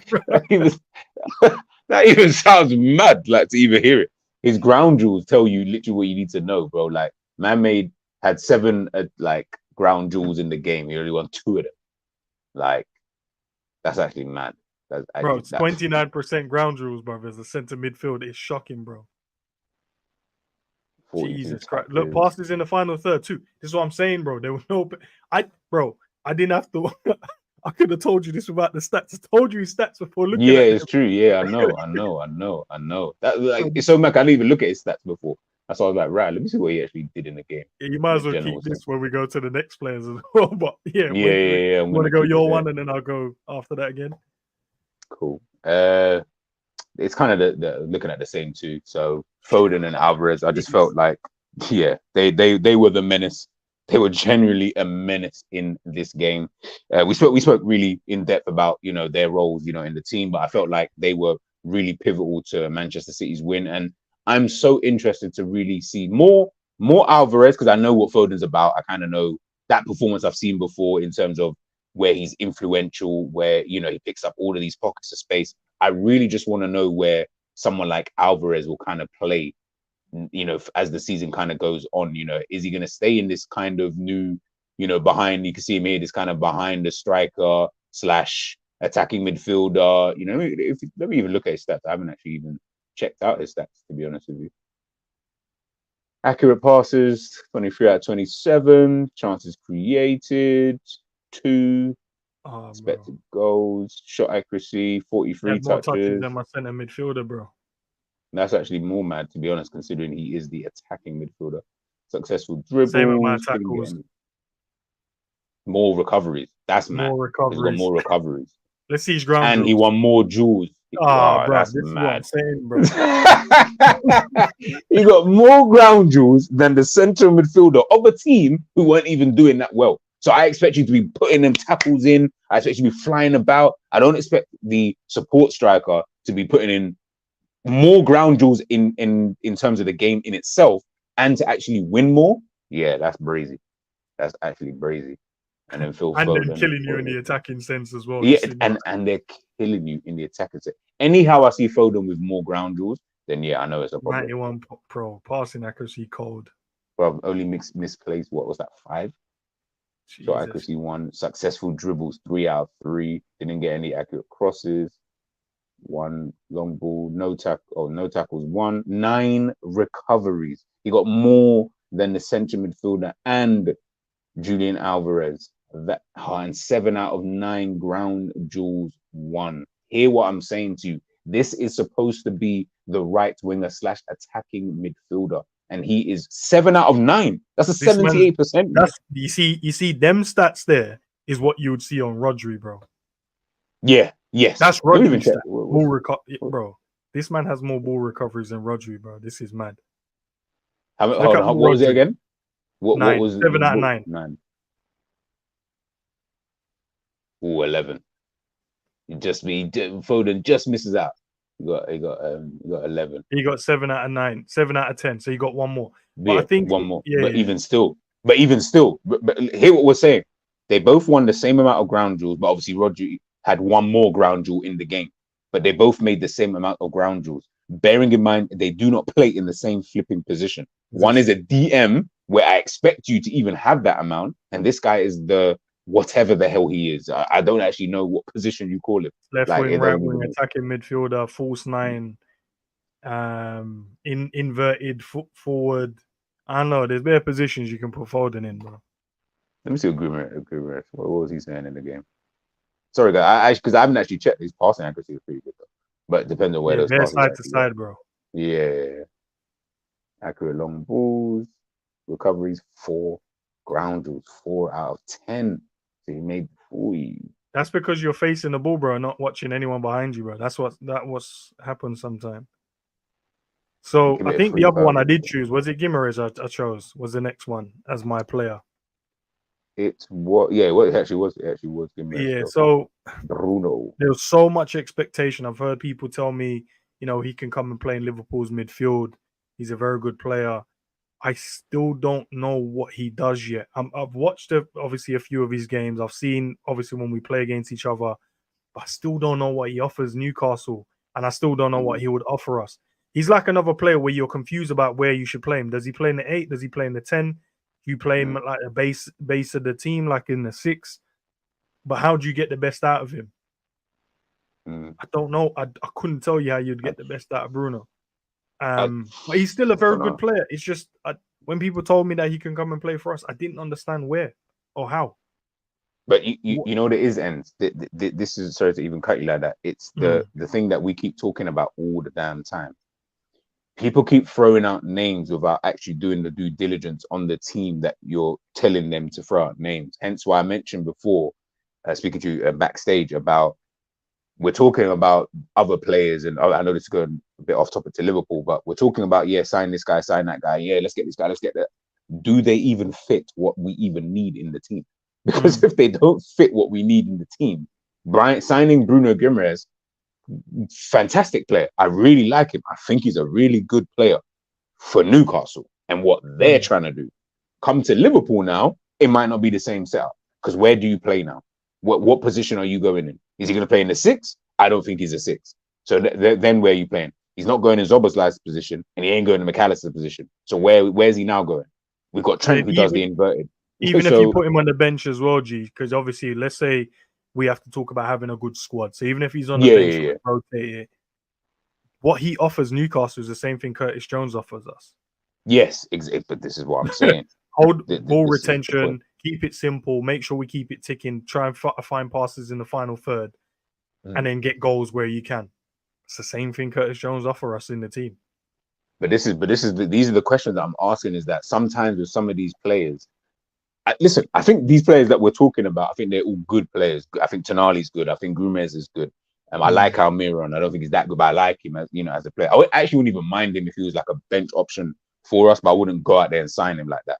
But when you're talking about some of these players, and we want some of these players as a fan base, and we keep talking about them, and we keep putting them out there, and we're vexed because of what we're seeing. Sometimes you do have to sit back and just think, all right, but what they're going to come do? Because remember, the role that they're going to do here, we've seen it with Zoboslai. We've literally watched 2 games of Zoboslai so far, and no one can tell me that he's doing the same thing he does here that he did at Leipzig. No one can tell me that, because he's not doing the same thing.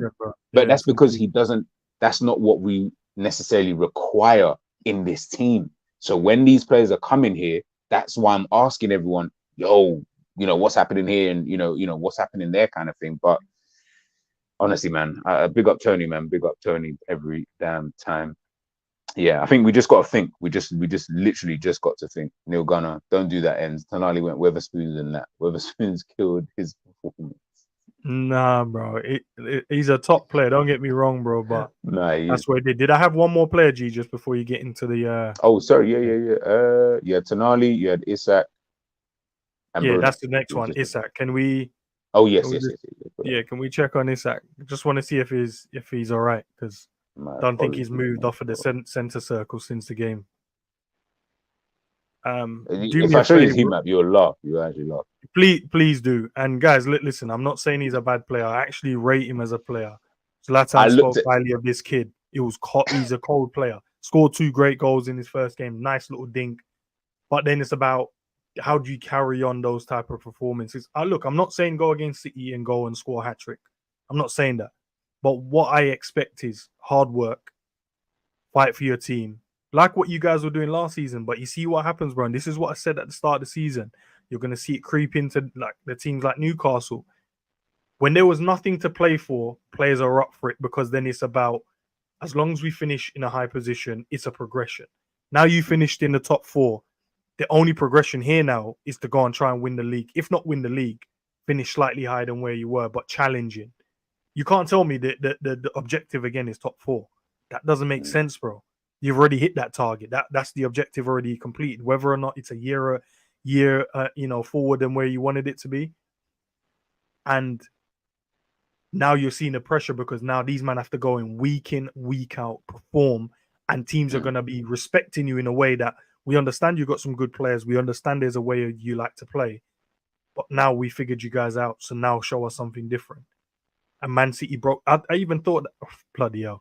I even thought that in the bro, my striker still. Let me see how many went in the box. Was that our box, or was that Man City's box?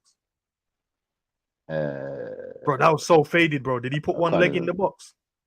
He must have, bro. Let me even check. How many? He played 66 minutes, by the way. Oh my god! If you saw the touch, let me get the screen. Please, can you? Because this heat map is crazy, bro. Look, it's so bright in the middle of the pitch and just off.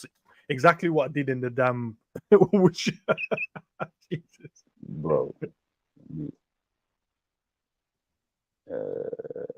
Man didn't press. You're telling me not once did he press Diaz and not once did he press Akanji. You're only going to be upset. What the reason? Take this off. So he played Look at the 66 touches, minutes. bro. 14 touches in 60. Okay, let me try and break that down because there's you're playing against Man City, so I have to put that in the equation. Yeah, true. Okay, put that in the equation. You're playing against Man City, no problem. You're gonna get less of the ball most of the times anyway. Okay. 14 touches, 66 minutes now. Jesus Christ, like two touch every 10 minutes. Where's my mathematicians at, man? What's what's 14 divided by 66, bro? Because I need to know how many times he touching the ball, bro. Let me even check this out, right? Fucking now. Let me see.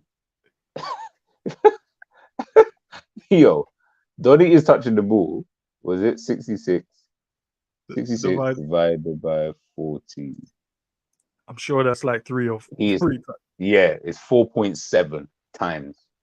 So 4.7 effectively. Jesus Christ.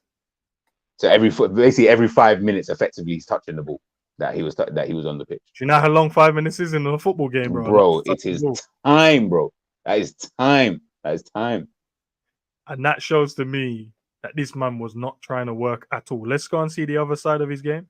They won 1 ground duels. Is that it? Yeah, isn't it? There's nothing else. It doesn't even go stats? like, it doesn't even show you anything else. Look, 2 recoveries. That's it, bro. Nothing else. Jesus Christ. That kind of tells you the impact that he kind of had. Passing. I mean, accurate passes. So then explain to me now, yeah, if we're doing a rating now for this, right? Explain to me now, man are gonna jump in there because you know there's guys that go on this website, right, and go, oh well, they gave him a 6. How are you giving him a 2?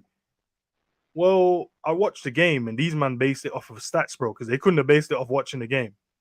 I actually think they do base everything off of a stats base. I don't think they even base it on performance. That's the problem, because how many guys have ever come to you and said, bro, I don't know if you've done a player rating yet, but when I've done one, I'm only talking from my experience.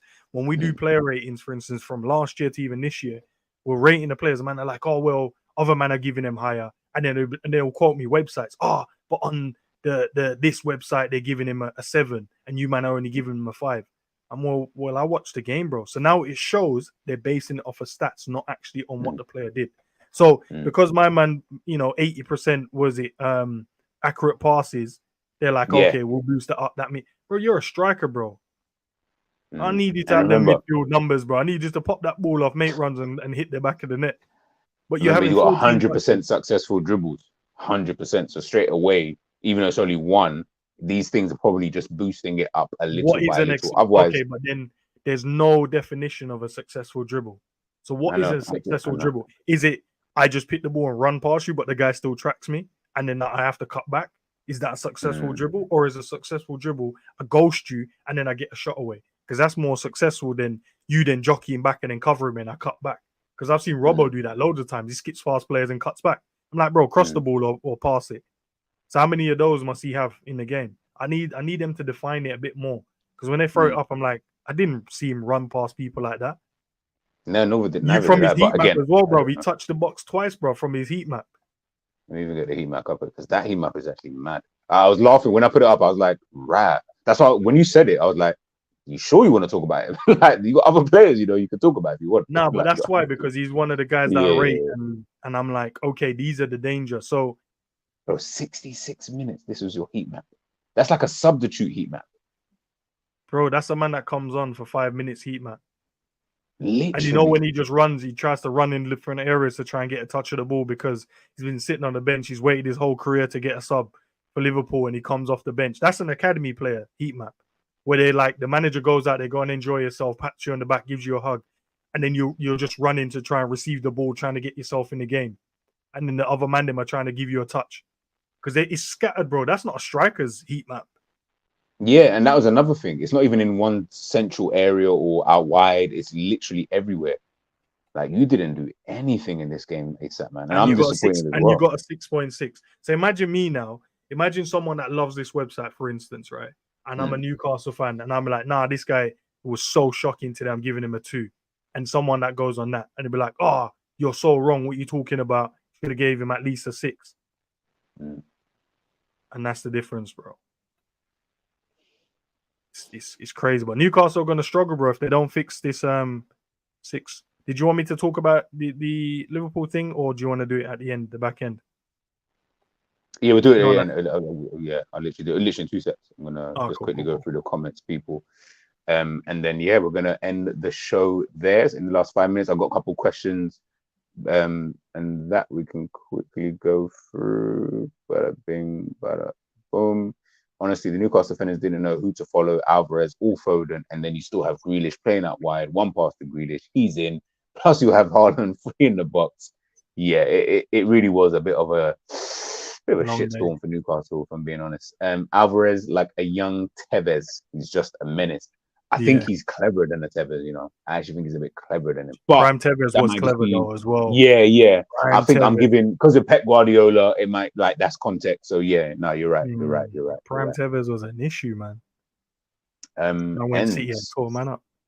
Yeah, no, it's true. Disagree. Top 4 is kind of their aim for FFP to become a sustained top 4 team to sign maybe a better manager and players. I'm assuming you're saying, don't you think? So in terms of, they don't necessarily have to finish in the top 4 for FFP to be fine. It's about whatever they make from a profitable standpoint. So yes, obviously finishing in the top 4, you get more money. They don't rely on that. It will be done on revenue driven from the club. So for instance, if they find a sponsor, i.e., you know how some teams do it, they'll get a sponsor that will pay them. Oh, that was a profit this year. That they'll get that. Yes, getting into the Champions League they're gonna drive revenue. But Newcastle is the only team in Newcastle. So their revenue is already high as it is because people are going to buy their top. There's a buzz now around the club. It's about how do we make us more of a global brand. Yeah, doing that in the Champions League this year would drive that as well.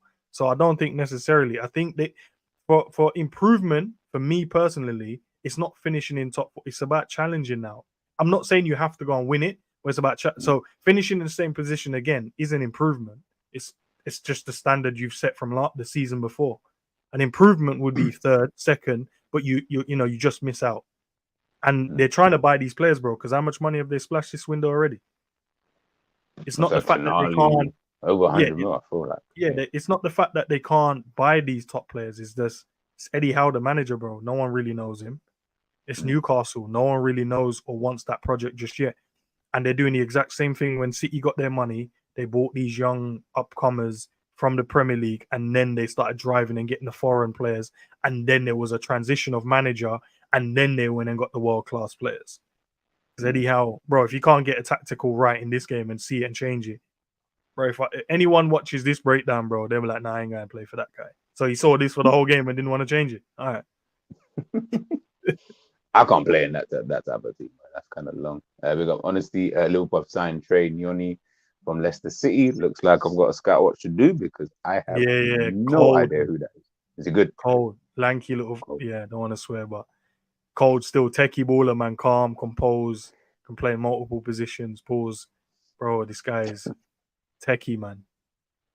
Techie. Say no more. Hey, Endz is like giving him a seal of approval. I'm gonna take that as a compliment, regardless. You know what I'm saying? Big up Ravi. Thoughts on Dan Burn in general? I would say I think he's a steady Eddie, but Newcastle will be his level. He is not going any higher than this. I think that this is it for him, to be honest with you. Like, I feel like he's even lucky that he's been a part of this. He's one of those type of players, I think. What do you think? New position for him, playing out in that left back position last season. It's not naturally a centre back, big, strong, very good from like setting the offensive and defensive set piece position. But if they want to improve, they need better. They need better. I feel you on that one. Ravi saying, will Cole Palmer get more game time?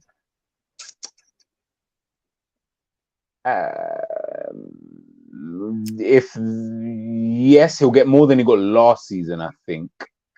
Although you know what, I'm sure they're signing Doku, so maybe that game Wasn't time there might not just a go out the bid, or am window. I incorrect? Let me know, guys, in the chat. Wasn't there not a bid for him? For him to go to, I can't remember if there was a Premier League club that made a bid for him. Maybe I didn't know, but maybe. Oh, slightly there was. I'm Slightly trying to there think. I'm was. sure I read somewhere. Could be fake news. Who knows? But that that someone was going to make a bid for him, and I'm like, okay, good move for him. He's a cold player, man. Yeah, I think he's good. I think he's good. I was having a football conversation with a few men, and they didn't even know who this guy was. They're like, who scored that goal against Arsenal? I'm like, bro, so you man want to have a conversation with me and don't know who Cole Palmer is, bro? This is mad, bro. Hey, man, pattern up, please. I Yeah, beg, it needs I to beg. pattern up, bro. That's what These when kind you of absolve yourself conversations. into your own team, bro. You don't know nothing Yeah, outside of yeah. it. You don't know You want to chat, nothing just else. want to chat rubbish and was all the time. You don't know no one outside your own team. Sitting there, oh yeah, man, this man is Jesus is the best striker. No, he ain't. No, yeah. He's not even close. He's not even close. Question: thoughts on Newcastle's attacks? I don't know if you meant in the game, but those are non-existent. So I'm going to speak from a point of view of in their team. I think they've got a decent attack, but looking at them in that game, I had high hopes for them anyway this season. But it's hearing Endz speaking there, I didn't think it was too much of an issue. I'll be super real. I never thought that. But then watching them in that game, they need that 6. And if they don't get that 6, that's a problem. On top of that, you're going to need to upgrade on some of these guys at some point in time. Listen, your Dan Burns, your Almirons, you know, Gordons. Yeah, these guys are all nice for now. And I get it. Obviously, you're not trying to go too crazy and get the, would I say, big ballers at this current moment in time because you're not really there yet.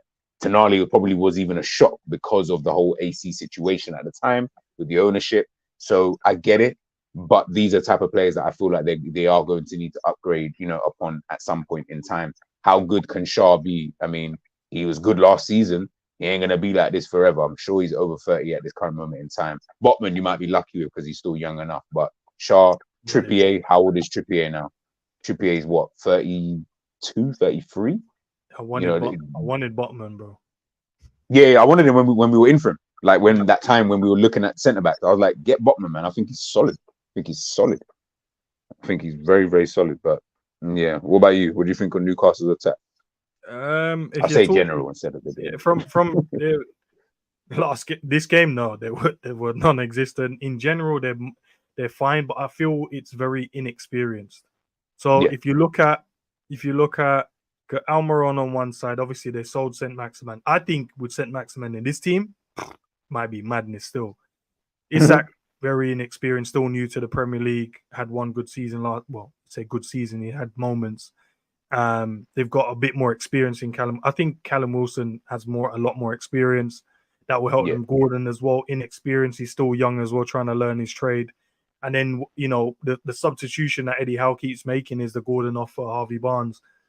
You know, Harvey done really well at Leicester, but still very inexperienced when it comes to standing out, becoming the guy, you know what I mean, that first name on the sheet. So I think they'll do fine to an extent, but the problem is their midfield. And you'd think it's crazy because Joe Linton's doing what he's doing. Guimaraes, you're like, okay, we've seen how good he can be. And then signing Tonali, you're like, oh, what's Endz talking about? But from that game, it shows none of them between them have a defensive bone in them, which means if you play in the right way against them, you're going to catch them out, and it will happen game after game. If you looked at even the Aston Villa game, it was happening, but because of obviously a couple of injuries they picked up and a couple of silly moments like from Kwanzaa with some lackluster defending where Isak got in and scored, Aston Villa was fine, bro, because they were killing them as well defensively. If you looked at that game, the midfield was non-existent as well. It was like literally attack, and then there was their attack. But obviously with the injuries, subsided like Aston Villa's way of playing, and then, but yeah, just simple answer. They're all right. I just feel that they're inexperienced. There's no real experience apart from Wilson. Which is kind of crazy when you think. Hence why I think us, obviously, I can only use us as an example. When we signed the James Milner, you know, that type of player, I think when you sign someone with that level of experience, you know, into a squad that's already kind of building, Wilson's got experience, but not at doing anything. He's just got experience. But he's not actually done anything, not won anything. He hasn't played at the highest level. He hasn't done anything. James Milner, Champions League. You know, he's been quite deep into the competition with Manchester City at that period of time, winning the Premier League, winning the FA Cup, winning the league, winning. When you've got someone in the team who could do things like that, I promise you, seeing it firsthand, it blatantly does work. Like it will help at the bare minimum kind of thing. And when you've got players in the squad who I can't think of any player in the squad who's won anything in that team. They're just a bunch of players. Tonali's new, so you'd be like, yeah, but he's new. He's new to even England, so I'm like, that experience might not even help in this kind of situation. But if you want to, as well, you know, his spell over. Oh, Atletico, Atletico. Yeah, I'll give him that. I think that's why I got the armband. But other than that, like, you're talking about Milner compared to a Trippier. There's a big difference. Massive difference in terms of that mentality of winning and the experience of consistent winning trophies. No, 100%. Big up Jay Kismet. Wilson quality, and so is the new lad from Sweden. Talk about Isak. Midfield bulky and the defense as well. We beat them home and away last season. Let's hope that can happen this season. Newcastle pitch is big, perfect for Nunes and his pace. Got a goal there last season. Obviously, Neil Gunner was mentioning before that he thinks Nunes would suit Newcastle. You know, he's got that energy to burn. You man, try a ting. Let's wait and see. Honestly, one things I hope we start doing more like City is bleeding youngsters in like they did with Palmer, Foden, Lewis, and like we were slowly doing with Doak, Bajcetic, Clark, maybe in the future, Elliot. Maybe. But we kind of got it anyway. Because we done Harvey. I'm not Harvey, I'd say, because we bought Harvey, but you could use him if you want. But we done it with Curtis. We done it with Trent. We're doing it with Bajcetic. We're doing it with Doak. So I think we are kind of doing it. You know, Kwanzaa's had a few little runs in terms of in pre-season as well. I think we're not trying to bleed them in, but I think because the standards are so high, it's about when, where, and in how many minutes.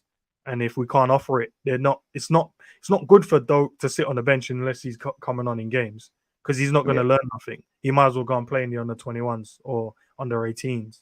So it's about when, where, and how. So how can we, you know, Europa League is probably the best place to get these man minutes. And that's when you're going to see probably Doak start, Bajcetic. You know, he's a bright one for the future as well. And then you saw how good, you know, Trent speaks for himself. And let's see what happens with Curtis as well, man. People writ him off, but look at him now. Have been bleeding through the academy players, man. It's just the right time. Everything's all about the timing. Come on, man. It's all about the timing. Third and final bid for Decore supposedly went in. I'll let Endz go on. If he's got any shows coming up, he'll probably talk on that potentially. So I'll leave that for him. Just go to, there's two questions in there. There's one question which leads on to what you wanted to speak about anyway. Big up Jerry, man, said we are mudded. Hey, Jerry, man, stop spreading your agendas, man. You man think you're winning. You man think you're winning Europa. We've got a very good chance, but we'll have to see with everything else that happens. I'm very positive about it, though, G, man. I'm like, all I'm saying is, I saw Wilson score. Not Wilson. What's his name? Oh, am I gonna forget this name? The guy up front, for Aston Villa. Watkins, that's the one. I saw him score a hat trick in like 14 minutes, bro. The other day, no, not the other day. Tonight, actually. And I'm like, okay. What, they played tonight? Yeah, they played in the Europa Conference qualifier. They were 4-0 or 4-1 up when I last looked. And it might be 7 or 8. I don't know the team they're playing, so don't ask me. But yeah, man scored a hat trick, bro. So Nunes can go and do the same, man. Let's hope Nunes can do the same. As I said, big up your damn self, bro. Guys, is Almiron the worst wing in the Prem? Nah. I don't know who is, but I don't think Anthony is. Probably Anthony, yeah. He's definitely the worst performing winger I've seen. And if you want to put Jadon Sancho in there as well, then yeah, Jadon Sancho. Yo, he's from London. No, yeah, but the thing is, I hear it, but you still got to pattern up. Bro. Kennington isn't where it can't always be where it started, bro. Like sometimes I need Manchester to, you know what I'm saying? You need to pattern up that little thing there. where do you guys see the weakness in the City team? I'm going to throw this at N. The weakness in the City team, they don't really have one, but it will be down the flanks, but not Carl Walker's side. I think you can get a Vardio, and I know you can get at inside, but it's Salah in it, bro. And then this agenda that Savage keeps setting about it, he just runs into players. It's crazy because now Hey, bring that Savage, back man. I and don't need looking his at videos. agendas, bro. It's with Man City, it's so difficult. They don't really have an out and out weakness. It's just about, can you match them stride for stride, energy for energy in the game? And when you get your opportunity, you can't do what Wilson did and run straight into the defender, bro. You have to take man wide, square it up to our next man for a man to tap it in. Can't waste those opportunities, bro. So when we play them, it's normally because we try to outrun them in moments, but we take our chances when we get them. I think Man City is probably the only time Liverpool's really clinical. You see them, we'll get a couple of chances and we'll score. Where in other games, you'll be like, oh, Salah slip of foot shot 3 times. Against Man City, you'll probably have one, and then the next one he scores. Mane was messed up the first shot, scored the next one. I don't think they have a real weakness. It's just you have to match them. But it's difficult to match when they overload you. I agree. I don't feel like they have the weakness. I think they're the one team in the Prem that I look at and think, I wouldn't say they have weaknesses, but everything that Endz said, which is just more, you literally just got to match them. Like, if you can match them, then it will just come down to how clinical you can actually be in the game. Because they will have chances, and they will also concede chances.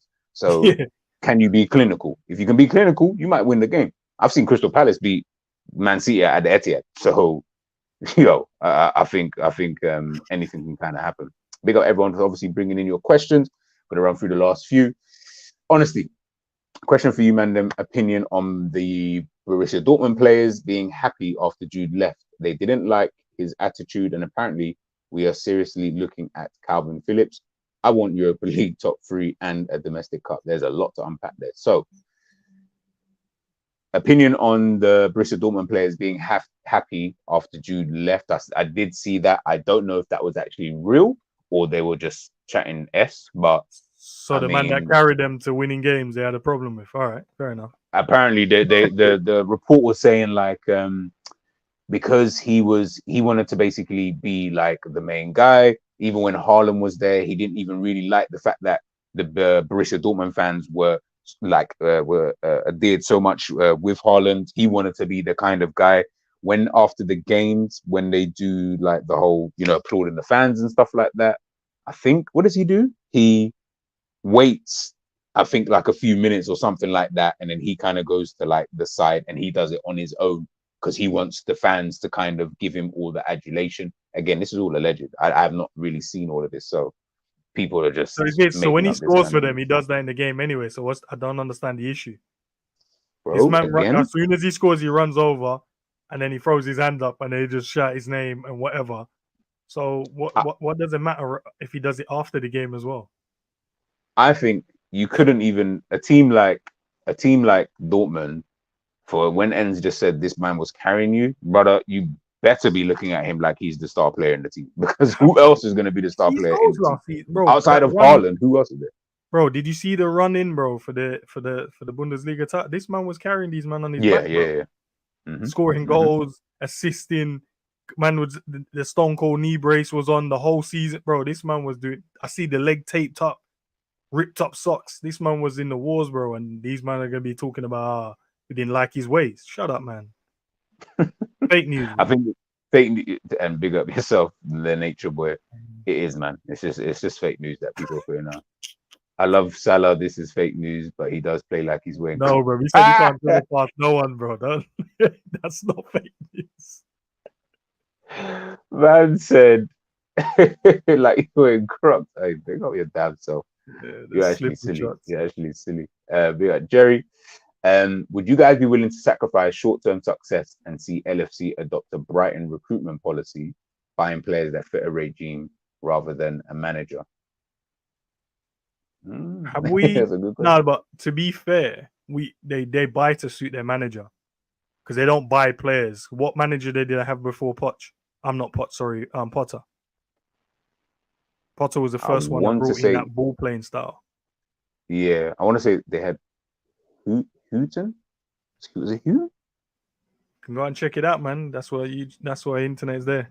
Yeah. Brighton's Okay. last 3 managers.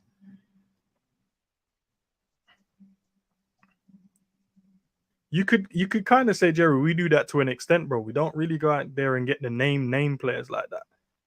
We tend to go and get the cheaper options, turn them into world-class players. Yeah, it was you. It was Houghton. Bro, Yeah, come before on. Potter. They weren't playing ball under him. He was there So for 5 Potter years. was the one who, brought in that style. And then now, because they want to keep that, they now get the manager that still plays that style. So it's a seamless transition. So after this manager, I'm pretty sure they'll get a similar style manager as well. Sammy Hupia, Gustavo Poyet. I remember them days. Jesus. Yeah. But no, I think Liverpool kind of do that in our own way as well. We just buy cheap and then make them into top players. And then the only thing we don't do well is sell them. I'll give you that. we don't sell them for a profit. I think that's one thing I do say, yeah, with Liverpool is the kind of profit that it's just weird. It's just weird how we kind of do things. No one wanted Mo, no one wanted Mane, no one wanted Bobby, no one, you'd say, apart from Man United, wanted Fab. Henderson, we got, obviously at a young age, which was fine. No one really wanted Genie. All of these, man, we just bought cheap, bought them to suit a manager's system, but the only thing we didn't do, like what Brighton do, is sell them and make a profit and then keep using that to rotate the team as such. We only did that once, and that was with Coutinho. Other than that, we haven't done it where we sold and then bought.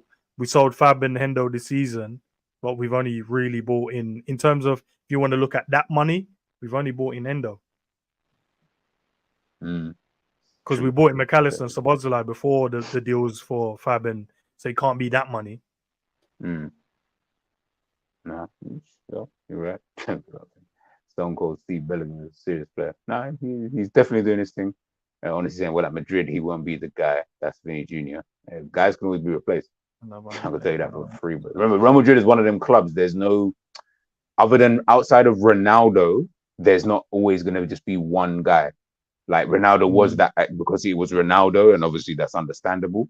They will go through, bro. When they had the Galacticos, there was not one guy. There was Ronaldo, there was Zidane, there was David Beckham, there was Luis Figo, there was Roberto Carlos, there was whoever was even at the back, Casillas. Heck, you want to throw him in there? They've had too many players in their history that unless they get like a star Mbappe, if Mbappe went there, then he would probably be the one and only, type of player kind of thing. And even then he'd still have to, have to show everybody, man.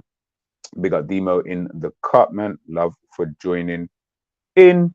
Why didn't no one bar Sunderland and go for Bellingham's brother? He scored 2 the other day. I don't actually know, to be fair, but I don't know if he's that good. I've not watched enough of him to really good, man. He's a good player. Is he good? Okay. Like and Job. Listen, there's 2 players now that Endz has mentioned now. And he's putting his marker on them. You got the Enoni brother, whatever his name is, that we've just signed. He's saying he's good. he's saying that we've. You don't want to say that name too fast, bro. I'm telling you. That's why I had to say it fast though, because I just want because I forgot it. So I was like, if I say it quick enough, you ain't gonna hear what I said, man. You ain't gonna hear what I said. Honestly, love Mo. Both he really pissed me off at times, being greedy, don't go past his man. Sometimes he's on this Lukaku thing, bad one touch, get him off pens. We got yo, hear what I'm saying, yeah. You're talking about one of the greatest players that we've ever seen at this club. The way you're talking about him, like he is Lukaku. Hey, he's up on my guy, man. Savage started this agenda, bro. Yeah, I know, man. And I'm not really feeling it. Slipper shots, take him off pens, runs in a straight line. I'm hearing other man even Savage, using that now, bro. That's how bad it is. Yeah, that's how I know they're listening to Savage. Savage, look at the influence that you've got, on these kind of players. Look at the on these kind of people, man. He was linked to Liverpool before Jude, was the family move, very strategic. Game time is everything for them. Yeah, it makes sense. Makes sense why he would go to like a Sunderland or something like that. He wouldn't get game time here. I know that for a fact. They then look to recruit managers that suit how the club wants to play. Talk about Brighton. Can I quickly just touch on this one? So yeah, I was trying to I'm trying to understand your point, Jerry. But based off your point, it only really started from Potter. It didn't start before that. So once Potter was in, obviously they bought players to suit the way Potter wanted to play. So the recruitment team was in there getting the the players that can play short, simple football, that tiki-taka stuff. Yes, you're right. After that, they realize, okay, this is the way we want to play, and now they transition and get the managers to suit the club. But it was from Potter. It wasn't a thing where I don't think it was a thing from previous managers, apart from so it only started from Potter. Using that never played in that way. Potter came in and was like, "Oh shit, what kind of football is this?" And then the Zerbi come in, and it's a seamless transition. Like the players said, we didn't have to change much. It's a similar thing. So, yeah, you're right in that sense. I was just trying to understand the point. That's all it was. But it started from Potter. So, do you want that for the same for Liverpool? Yes, I would love that. But I think if you look at the team now in terms of the players that Klopp's bought, they're not in the same mold of the players he bought originally. It's now different, short, simple, ball playing midfielders. The strikers are strikers now, not false nine strikers. And then you've got Gakpo can play on the wing, and now he's trying to use him in midfield, which is fine. Doak is a winger. Diaz is an actual winger. It's not like Mane. So I presume the next manager now that comes in would be more of like a De Zerbi type. I would hope anyway. And then I think that's the kind of trajectory that the club's trying to go in, because I don't see, unless Klopp goes and buys one of his power and pace players, but he hasn't really bought one last season, this season, apart from Nunes, but he's an out-and-out striker, and he's not false. Diaz is a winger. Dokes from the academy, winger. And you'd say Gakpo is a winger, but then he tried to use him as a false nine to fit the team while he was going through the process of change. I don't know. Nah, for you. Fuck's sake. I thought it was cool. I started laughing. Vinny's way better than Trash. Big up Demo. We sold Nuffutes for profits, man. Solanke, Brewster, that left back, I can't remember his name. Who's the left back that we sold? I hate when people say stuff. Demo, man. Now you're gonna have my brain thinking for well, what was it? We sold like Profit, Solanke, Brewster, Ibe, and the left back. I can't remember. I can't remember his name. You're talking about it definitely wasn't Moreno. No, it can't be Moreno. It's the other Donny, man, the younger one. Oh, fuck's sake. It's gonna piss me off now. I was gonna say, do you talk about Jack Robinson? That's the one I was gonna say. Is that okay? Is that who you're talking about? Okay. That's the young one. I can't remember where he went to actually. I can't remember. Well, you're talking about Williams, because he could play right and left back. So. Oh, Nico. Are you talking about Nico, or are you talking about Robertson? Just going through the last few. Cubs made decision. Let me just go to the question. There's one thing I really do want. I want Endz to kind of speak on before we head out. Just quickly, what would your midfield do? What midfield do you pick for Newcastle? I would go with McAllister's banned. He's not banned. Nah, bro. Told man can't tell me, but he was gonna get a ban. Settle down, man. I know what I'm talking about, people. But nah, won't get overturned. Yes, it did. Side to side, side foot to side foot. They realized they were mugging man off, and they had to, turn that ban over still. So yeah, he's free to play, bro. Oh,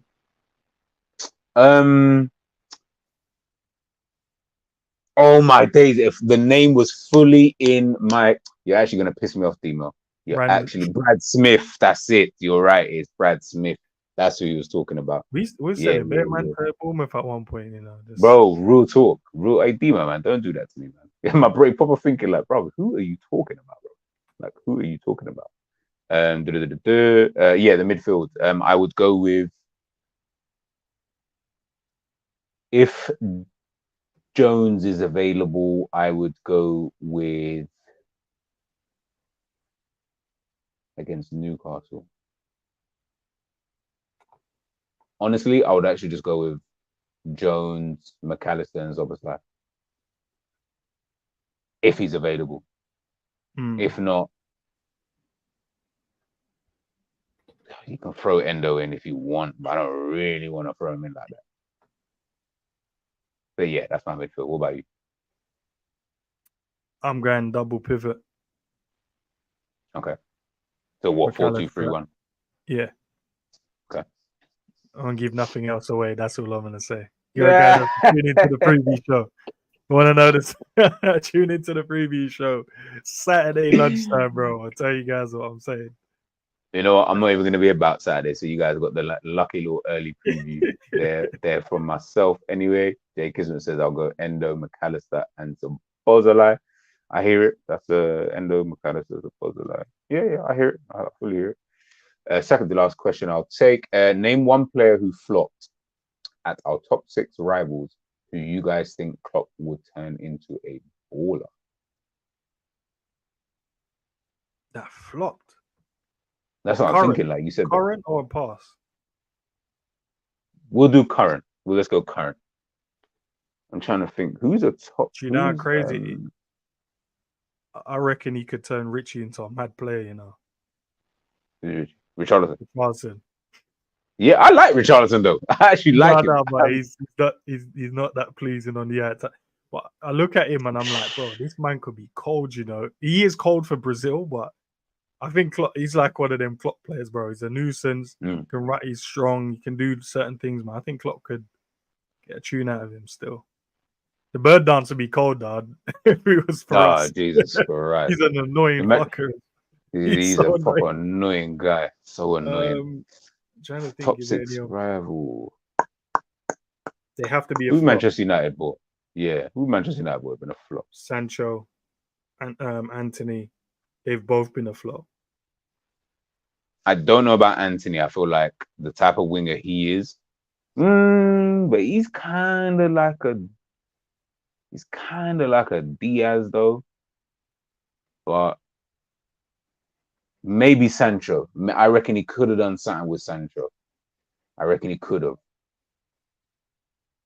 Sancho needs a Klopp hug, man. He might be all right. Yeah, well, clearly, but you know what I'm saying. Don't want to say too much on that, but yeah. I'll say Sancho. I reckon he could have, because he would have come into more of a thriving environment, whereas at Manchester United it wasn't really like that. But yeah, the other one I'd throw in there as well. I think even though he's had a good career, I wouldn't say good. He's had a great career so far. I think Sterling he could have done, because at the back end of his Man City career, he was flopping up the place. Like Pep just stop playing him and just dropping him all the time, and then sold him to Chelsea. So I'm like, if we would have made a move for him then instead of him going Chelsea, I think it would have been a problem still. Because Klopp spoke highly of him, you know, because obviously we sold him before he came in. Yeah. Just before, innit? And then he was just like, didn't have Sterling. Tried to convince him, you got to stay, man. But Sterling's had a great career, man. He's gone on to win so many trophies. So. No, yes. And last question, and this is where I leave the floor to Endz. How do Liverpool do better at starting games without being sloppy and getting caught out? But obviously, you were speaking in regards to, you know, the Newcastle game. So I don't know if you want to relate it kind of the same in that kind of sense, but just in a general sense. So I was thinking while I was talking at the start, I was thinking if Newcastle play the same midfield against us, and we'll cause them a lot of problems, because none of them seem to have a defensive mind or bone in their body. Obviously, they will change slightly the way they play against us. You know, I can see them bringing in maybe like Wilson will come in as well. Longstaff, I think they might bring in as well, because he's got a bit more defensive mind to him. I still think they'll probably go with a 5 in the midfield, but Longstaff might be one change that they make. Don't know who it might be, because they want Joe Linton's power in his running. It might be the sacrifice to maybe Tonali for that game, maybe, if Longstaff is fit. And Isak from his last game, the manager. You think they'll sacrifice Tonali? You think they'll sacrifice? It'll be one of them, because I'm like, bro, like Tonali. If you from the stills and then from what we just spoke about, defensively, none of them man there was on it, bro. Like they weren't switched on at all. I'm not saying, you know everyone when they play against us, bro, they'll just end up turning into prime Zidane, Ronaldinho. Yeah, I was about to say, bro. They always do that. But I've seen Forster to turn into prime flipping Buffon. So. If they play in that similar way, leave Gordon, him just pivoting and Almiron, and if Trent just stays, Robbo stays, then it leaves the 3 in Joe Linton, Guimaraes, and tonight. But then you would have someone like, McAllister further up the pitch. If that's what we do, you might leave a Szoboszlai further up the pitch. Are these men going to pick these men up in those tight spaces in the half turn? Probably not. And then it might just become the same way that Haaland was terrorizing the back 3 or back 4, sorry. Haaland on his own with Foden in the ilk of Szoboszlai, and then Alvarez in the ilk of McAllister. And then they just cause havoc, the 3 of them. And then you're going to have Diaz on the other side. So where's Trippier going to go? Salah against Dan Burn. Dan Burn, strength-wise, yes. But in terms of speed, I think Salah can cook him, man. So, but I feel if we want to get the best out of our team for this game, we have to change to a double pivot. And you guys will have got a little sneak peek into the team. Yeah, I think we have to. Because I saw the way Man City set up, and I'm like, I saw why. And it was a problem. So I'm not saying we need to play in the same way or set up in the exact same way in terms of a tactical sense, but I think the formation caused them a lot of problems, bro. And these man, none of them, as I said, wanted to defend. I don't see Guimaraes sitting in and defending. No, I don't see Tonali doing it either, and I definitely don't see Joe Linton do it. No, fact. So that's 3 men in the middle, bro. Just loose. Say no more, guys.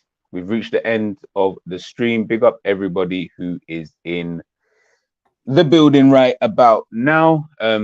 Love, obviously, to Endz. Started the show.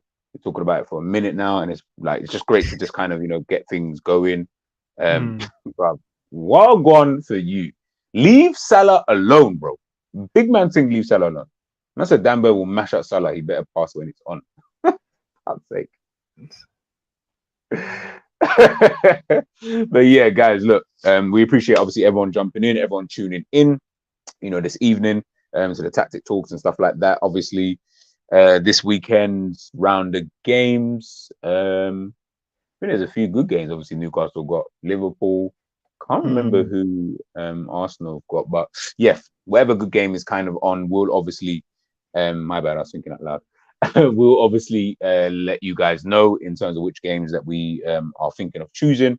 So obviously you guys let us know on Twitter. Endz's Twitter is in the description, so you guys obviously make sure you head on over there and smashing the follow button. And also his link is pinned. It should still be pinned, I think, in the chat in itself. And it's also in the description. So I don't even want to hear excuses as to, oh, you know what, G, I couldn't even find it. You can find it. I promise you can find it. I promise you can find it. Obviously, we'll be back next week for episode 3. If I do not see you guys and if I do not do a video before then, please, guys, enjoy your bank holiday. Make sure if you're going to the carnival, put your drink down. If you're gonna wine up, do it. But just be careful out there, guys. You already know what I'm saying. So just be easy. And let the people know what's popping for the rest of the week. Nothing. What's tomorrow? Thursday, maybe something tomorrow. No, definitely will be something tomorrow.